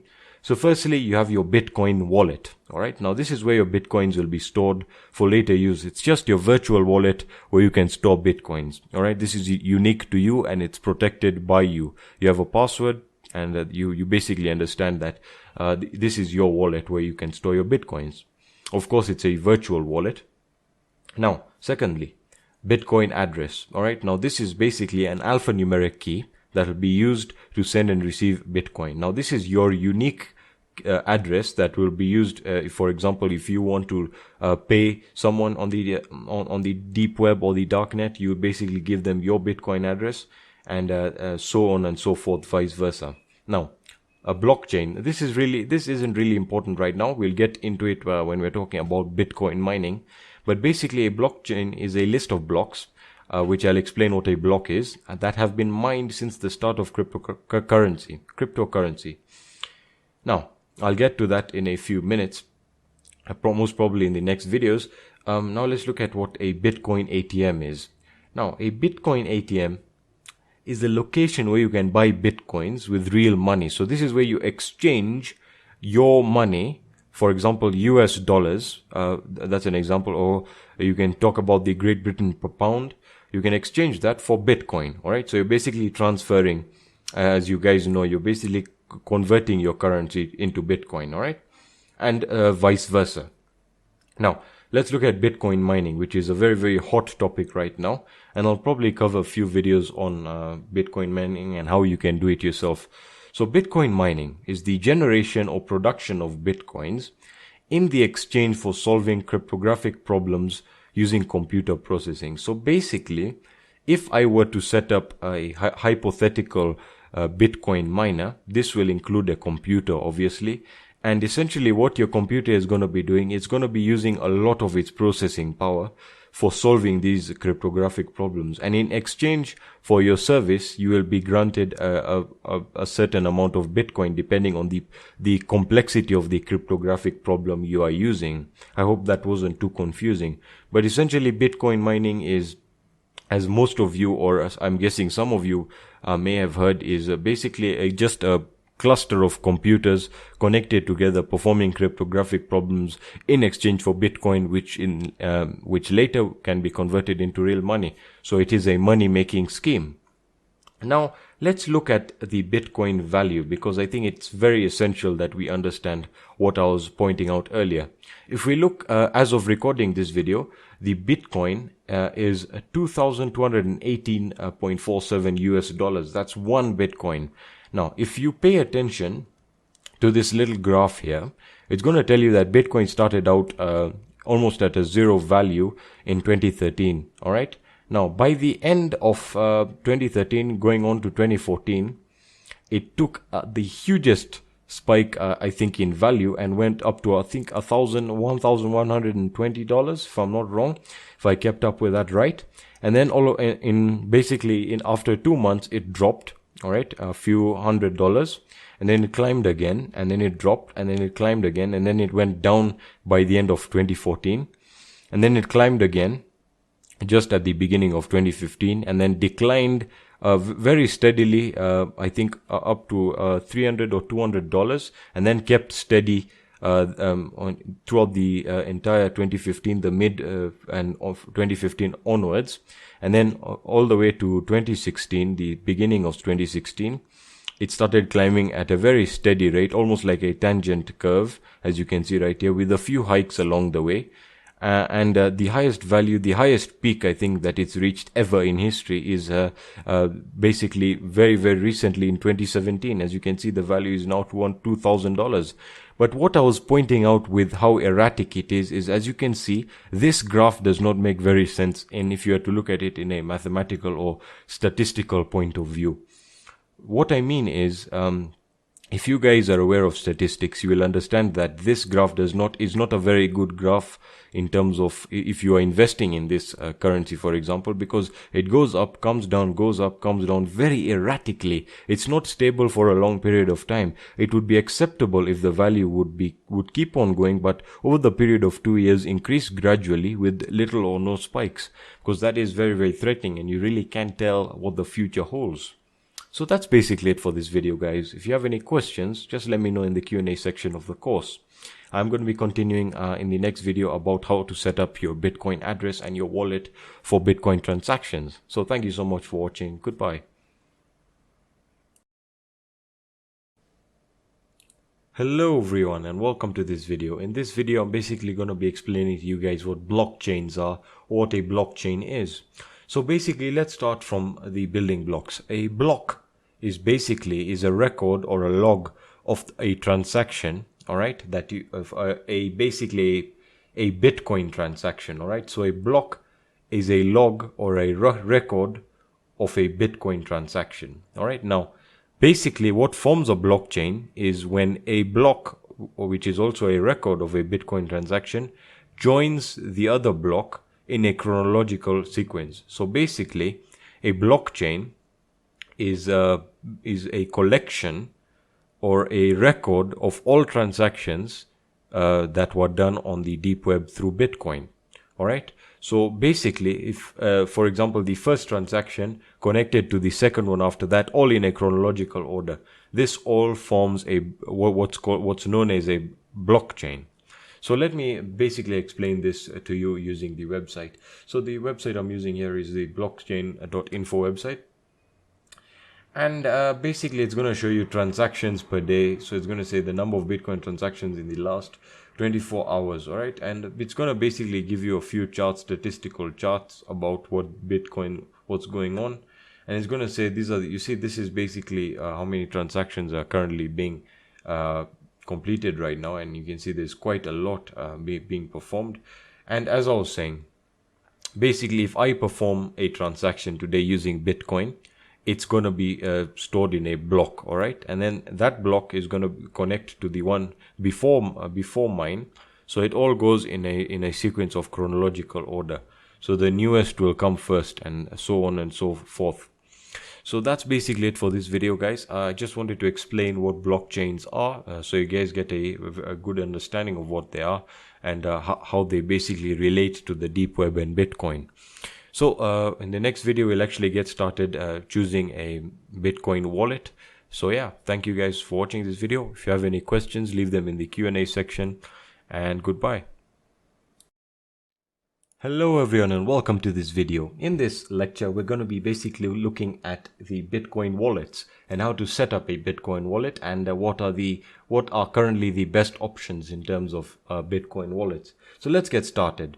Now, I'm not going to be showing you every Bitcoin wallet service online. I'm just going to give you my tips and my opinion on what are the best ones and what I would recommend to a beginner getting into Bitcoin. Of course, if you're not a beginner and you already have experience basically making transactions with Bitcoin, you're free to use whatever other service that you may like or that you enjoy. So the first option I'm going to show you is Coinbase.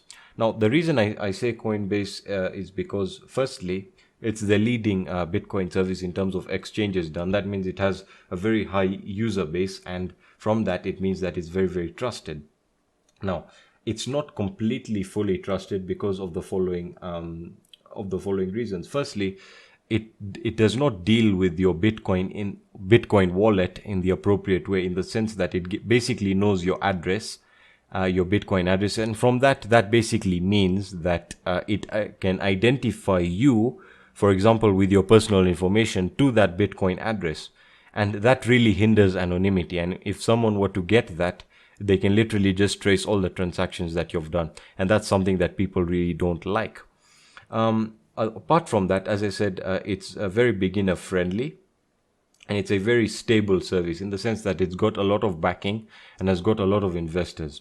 The one of the disadvantages I think is a big problem is the fact that it's not supported worldwide and is only supported currently in 32 countries. This service, Coinbase, basically operates online. So you have to create an account, and you can basically get your address, your Bitcoin address, and start transacting with Bitcoin.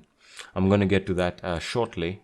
So basically, you can access it on the web and on your mobile device on Android or iPhone. It has insurance protection. You have instant exchange, secure storage, full control or in terms of your private keys.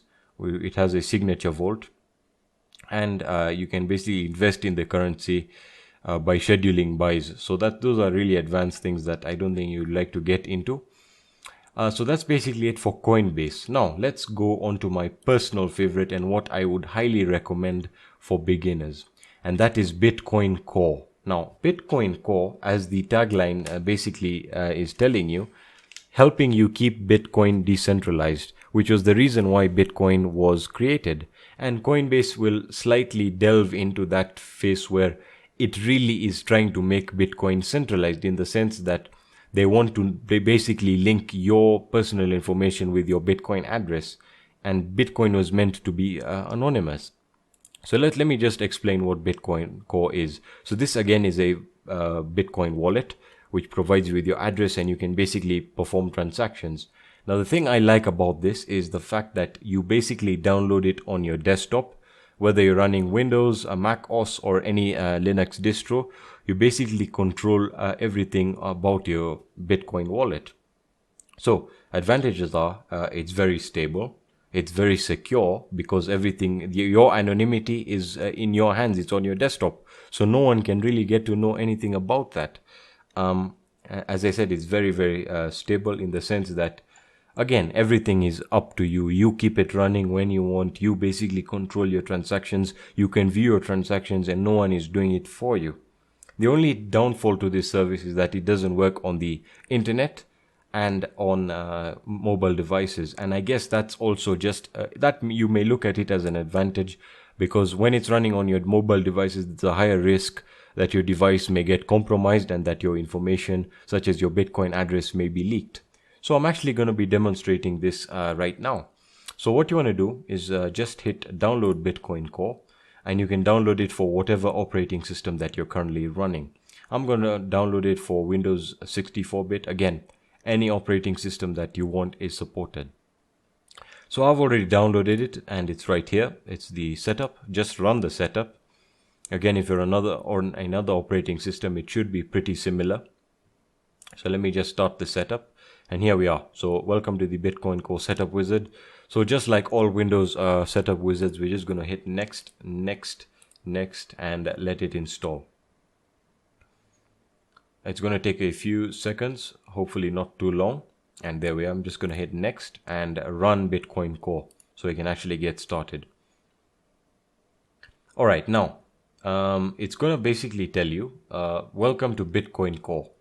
As this is the first time the program has launched, you can choose where Bitcoin Core will store its data.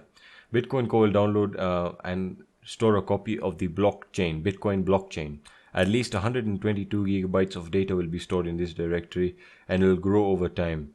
The wallet will also be stored in this directory. Now, a lot of people have been saying this about Bitcoin Core, is the fact that it downloads the entire blockchain, and that's 122 gigabytes. Now, this may be it may discourage you from using it, but let me just explain why it's going to store the Bitcoin blockchain. So that basically it just helps with anonymity. And I'm not forcing you guys to use this option, but I'm just going to be demonstrating other things with it. So if you're not comfortable with it using 122 gigabytes of data, that's fine.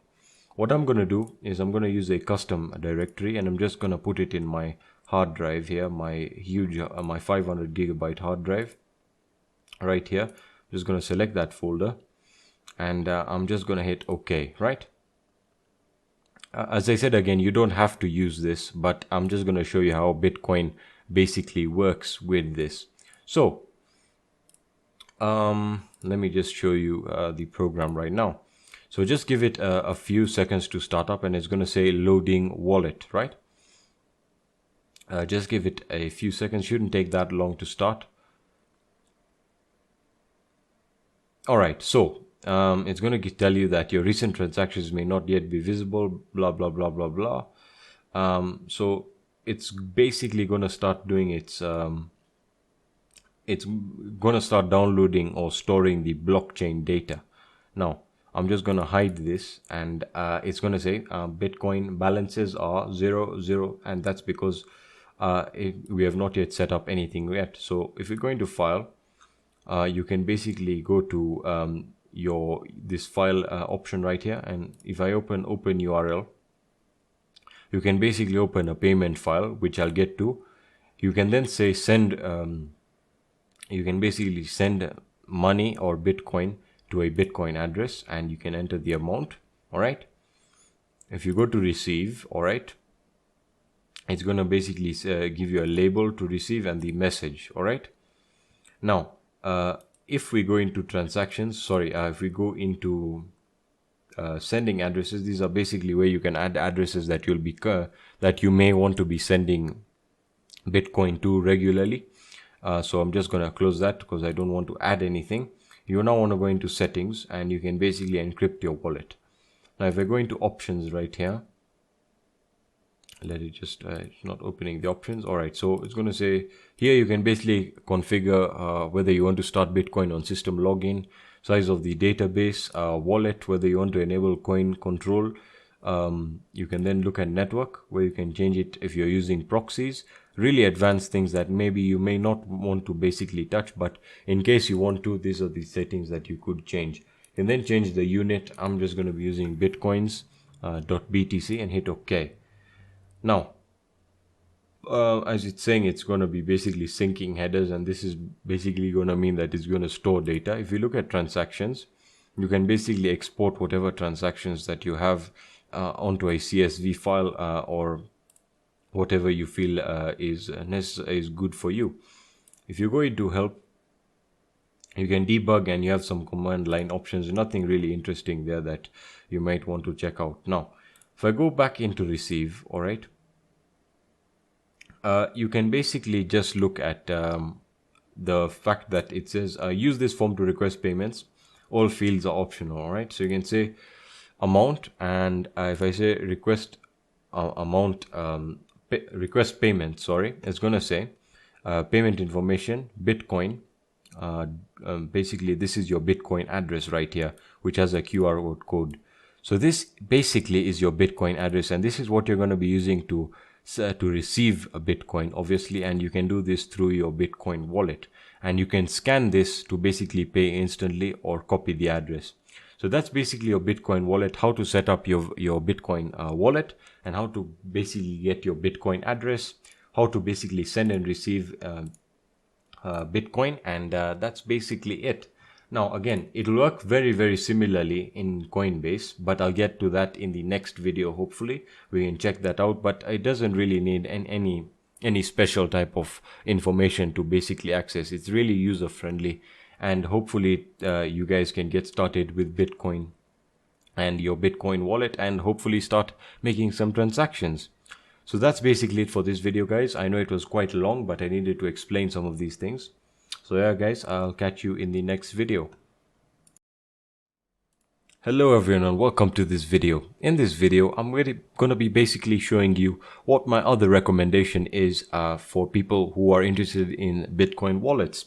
Now, in my previous video, I went through Bitcoin Core, which a lot of you may not be you may not like the fact that it'll take so much space on your on your computer, and that's understandable. 122 gigabytes is a lot of storage space, and a lot of you may not have that.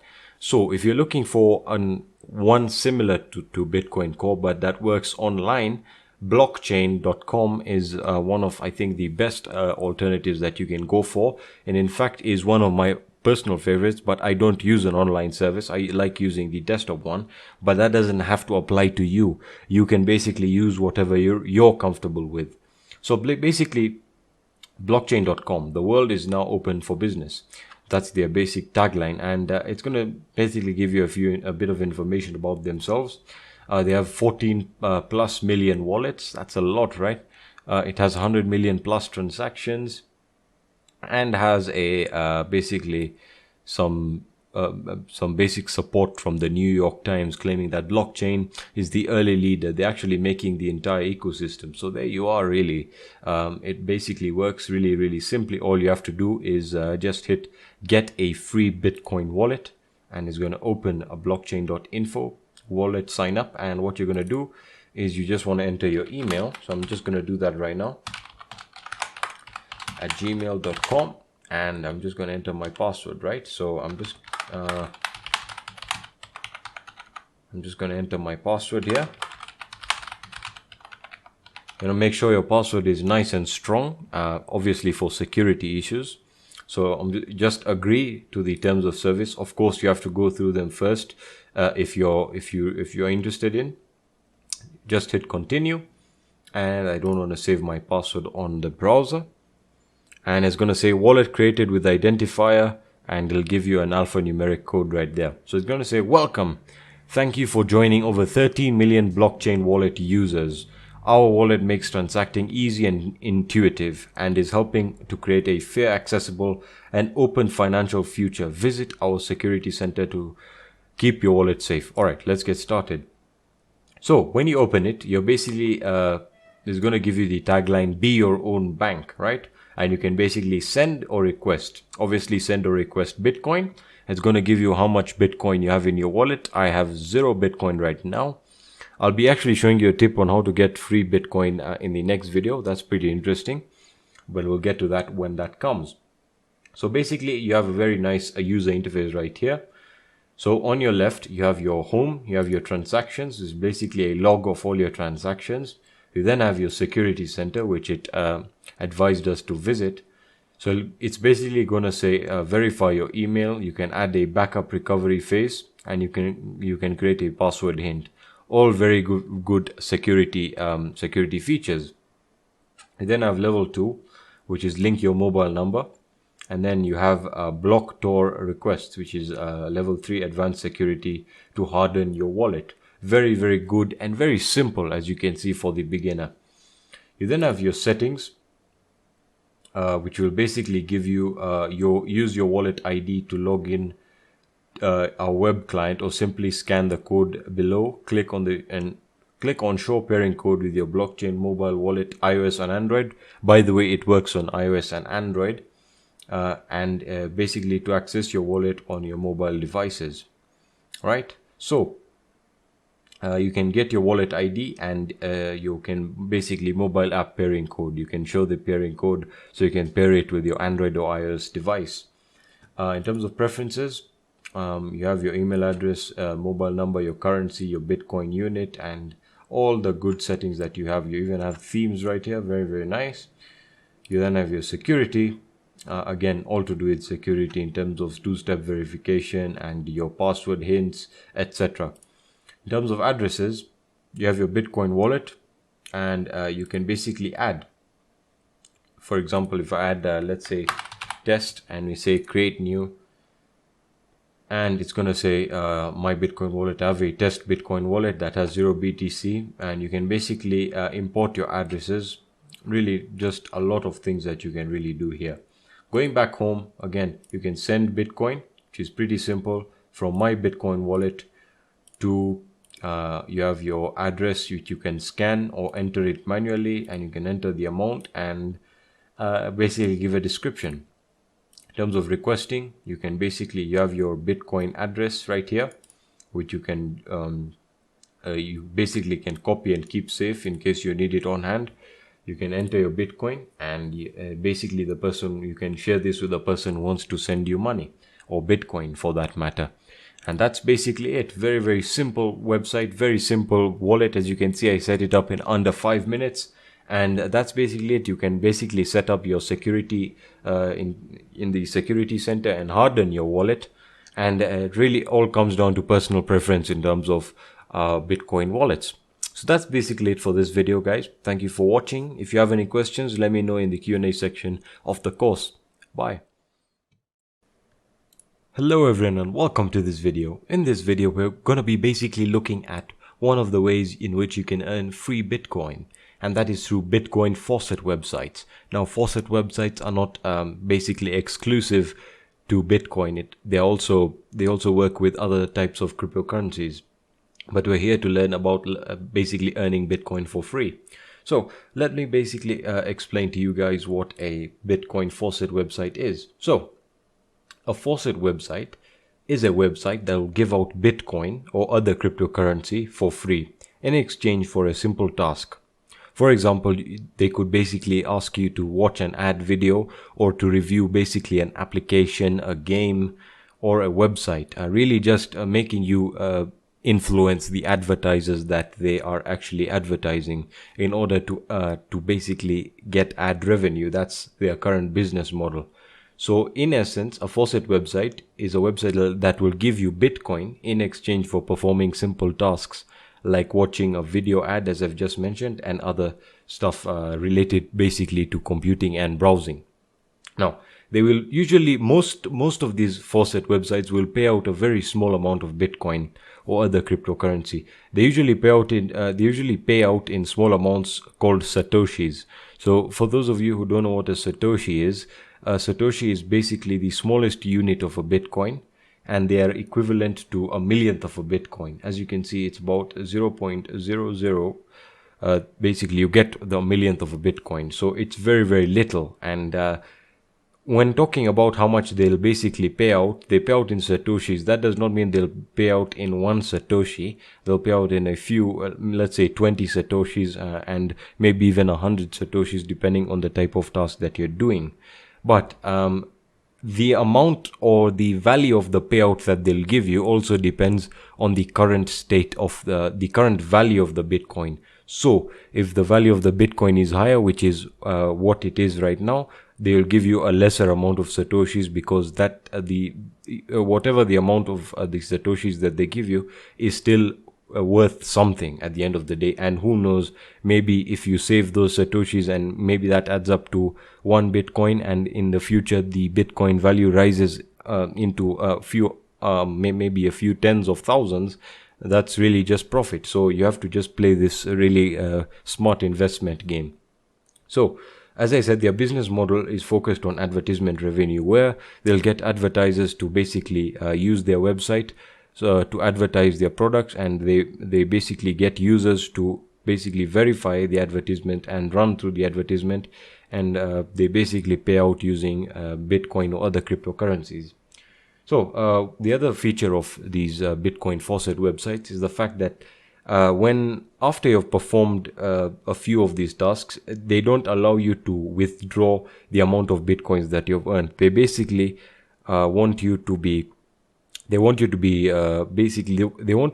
make sure that you're actually using this service in the long term rather than for the short term, because in the past there have been many cases where the sites have been spammed with bots. If you guys don't know what bots are basically just automated computers that will basically do the tasks automatically, and will basically do it repeatedly just to earn more money and saving energy and time from the actual user. So they'll basically make you do about 100 tasks, and they give you a waiting period, and so that they basically reduce the amount of bots and spammers on the website who just perform one task and then withdraw, because that just defeats the purpose, really.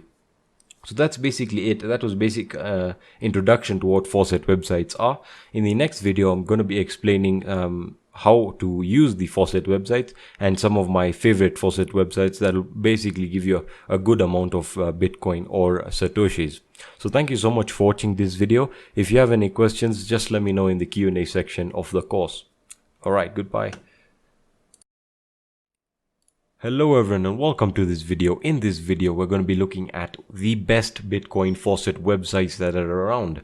So in the previous video we actually talked about what a Bitcoin faucet website is and how they work. So we're going to be looking at some of the best options you have right now. So if you want to just basically do a Google search of the best Bitcoin faucet lists as of the current or the date that you are going to be looking at it. So I have this website right here, and it's basically referencing some of the best Bitcoin faucet websites that are currently available. So let's actually check them out. So we're going to check out the first one, freebitco.in. Very nice domain name. So you just want to open it. I'm just going to open it in a new tab right here, and it's going to take us to the website. So win free Bitcoins every hour. Win up to 200 in free Bitcoins. Multiply your Bitcoins by playing high-low. Win high-low jackpots up to 1 Bitcoin, etc., etc. You then have a 50% referral commission for life, which means if you refer someone to this website, you will get 50% off the referral fee. So you can basically create an account, that's what I'm going to do right now, just to show you how they basically work in real life, or basically in practice. So I'm going to give in my email, right? And I'm going to enter my password. And I'm just going to hit sign up. I don't want to save my password on my browser. By the way, that's also a good security tip. Don't actually do that. And there we are. We're actually done, right? So it's going to take us to free BTC, this section in the website. It's very, very well designed website, and it's going to tell you how many Bitcoins you have or Satoshis you have for this that will actually apply here. Now, so it's going to say these are basically notices that you have over here, and you just want to enter this captcha right here, and it's going to ask you to enter images. I'm just going to select images with a storefront. I'm guessing these look like storefronts, and voila, that should take us. All right, now did you know you can multiply your Bitcoins, blah blah blah. I'm going to skip that. And now what this means is this is basically your high-low type of the way you earn money on this website. As you can see, it's gonna say, once I clicked that captcha, it's gonna say I have 0.000081 Bitcoins, right? Now if I say withdraw Bitcoin, it's gonna say minimum withdraw is about, you can say 0.003,300,000 Satoshi, right? So there's basically a time period in which you have to wait, and all you have to do really is just click once the time runs out over here. Now this is what I was getting to about the bots, and that's why some of the websites have this this withdrawal period where they stop you from withdrawing at a certain period of time. So once this timer runs out, you can basically hit the captcha and get some other Bitcoins, and it's as simple as that. That's how to get free Bitcoin, and it's as simple as that, really. So if you can also check out other parts of their websites where it says earn Bitcoins, and basically this is where you can just it'll basically show you proof as to how authentic this service is, and the fact that they actually pay you out Bitcoin. So all you have to do is just keep on entering these captchas or offers, and as it says, if you get the lucky number, you basically get 0.81,805,80055, and the value just keeps on going as this random number generator basically ticks.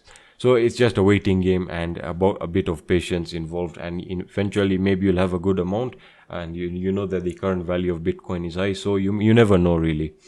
That's basically it for this video, guys. That's just an example of some of the many Bitcoin faucet websites you can find out there, and how simple it is to basically make Bitcoin. You're not going to make a lot, but eventually, if you just persevere and keep on using these websites, you'll have a good amount out of nothing, really. So yeah, guys, thank you so much for watching. If you have any questions, just let me know in the Q&A section of the course. Bye. Hello everyone and welcome to this video. In this video, I'm going to be showing you how to set up GPG4Win on your Windows operating system, and basically how to use it for PGP communication. So in the first section of the course, I basically explained what PGP is. It's a type of encryption that will allow you to send messages across the internet or even the deep web or the dark net. So in this video, I'm going to show you how to set up to basically use PGP on the Windows operating system. So let's get started. So what you want to do is you want to open your browser and head over to www.gpg4win.org. Alright, so once you visit this website, the program is free to download. Just hit download GPG4Win, the latest version. As of this release, the latest version is 2.3.3. You can choose to give a donation of money through PayPal, but I'm not going to do that right now. And basically just hit download. So once it's downloaded, what you're going to get is this little setup right here. Alright, GPG4Win with a little padlock. So you want to run this setup, and it's a simple setup wizard, as you'll see. Just hit next, next, next. When you reach this stage, make sure that GPA is ticked. Alright, you want to make sure that GPA is ticked. You just hit next, but I already have it installed, so I'm not gonna install it. So once it's done, it's going to give you these two icons on your desktop, GPA and Cleopatra. So we're done with the setup. Let's get rid of that. Now you want to open GPA, alright? And it's going to open this command prompt, and very soon, late after that, is going to open this little window here. Now yours will not be like this. Yours will basically show you a welcome screen where it'll ask you to create your key. So let me just delete my current key right now, and I'm going to show you the screen that you're going to get. So I'm just going to go into key and new key. Now this is the screen you'll probably get. Alright, so it's going to ask you to generate a key. So it's going to ask you for your name. So just give in your name, your first name, or whatever type of name you want to use, and just hit forward. You then want to enter your email address. I'm going to enter mine. This is for demonstration purposes. Again, the type of communication might be different for you. So enter your email address. Once you've entered your email address, you can create a backup. I'm not going to do that, and I don't really think it's important unless you're using this PGP keys for very important communication. So I'll do that later, and hit forward. Alright, so it's going to say your key is being generated. Now it's going to ask you for your passphrase. Now this is the most important thing in this basically in PGP, is your passphrase. You have to remember what your passphrase is, and basically your passphrase is supposed to contain letters and numbers. So it's supposed to be an alphanumeric key or code. So I'm just going to create one. Again, the longer the more secure, and it's going to tell you the quality of your passphrase. Make sure you remember it, or I don't recommend writing it down, but just keep it safe and do not share this with anyone. This is basically what will encrypt all the messages. So if someone has this, they can basically encrypt all your messages. So keep this ultra secure. So you can keep it as you can make it as powerful as you want. That's fine for me. I'm just going to hit OK, and it's going to ask you to re-enter the passphrase, and I'm going to hit OK, and it's going to say it's going to create it. Now as you can see, it's created a key. Now let me explain something about PGP. As I explained in the first section, you basically have your public key, which I will show you right now. If I basically say copy, if I copy it's basically copied my public key. So let me just show you something right now. If I open up Notepad, and I paste whatever I've copied, this is your public key. Alright, it's going to say begin PGP public key block. So this is what people will use to communicate with you. This is your PGP address or code, so to speak. So if you wanted to communicate with someone, you basically send them this. Alright, now once you've sent them this, what they will do, for example, is, let me just show you something right here. I'm going to go into the clipboard side, and I'm going to type a message. They will basically type this message. Let's say they want to type, hello, how are you? Oops, excuse me. How are you? That's the message they want to send you. Very simple message. And they're going to hit encrypt. Alright. Now they are basically going to encrypt it with your public key. So when they hit encrypt, they're gonna paste your public key. We already have the public key entered right here. So we're just gonna select it, and we're gonna hit OK. Alright. Now once they've encrypted it with your public key, they're gonna get this PGP message. This is the basic PGP message. So this is the encrypted PGP message. So they will send you this message. Alright, so now once they've sent you this message, you basically have to decrypt it, and you decrypt it using your passphrase. As I said, you have to remember your passphrase. So I'm going to enter my passphrase, and let's see whether it actually gives us the message. And voila, it's going to say, hello, how are you? So basically how PGP works, I'm going to explain this again, is you have your public key, all right, which will be generated, and then you send this to the person you want to communicate with, all right. Now they in turn will basically write a message and encrypt that message with your public key, all right. So let's say they say, hi, this is a test, all right, and they're going to encrypt it with your public key. So they're going to use probably the same program if they're running it on Windows. I'm going to show you how to do this on Linux in the next video. So they're going to open and they're going to encrypt it with your key. So they'll add the key from here, or they can basically paste your public key and hit OK. Now it's going to give them the PGP message, all right. So this is the PGP message, which in essence is basically the message in encrypted format. So they will basically copy this and send it to you. Now once you receive this, all you have to do is hit decrypt and and enter your passphrase, and voila, you will have the message there. So that's basically how PGP works and how to set up a GPG4Win on a Windows operating system. So I hope you guys enjoyed this video. If you have any questions, just let me know in the Q&A section of the course. And yeah, thank you for watching.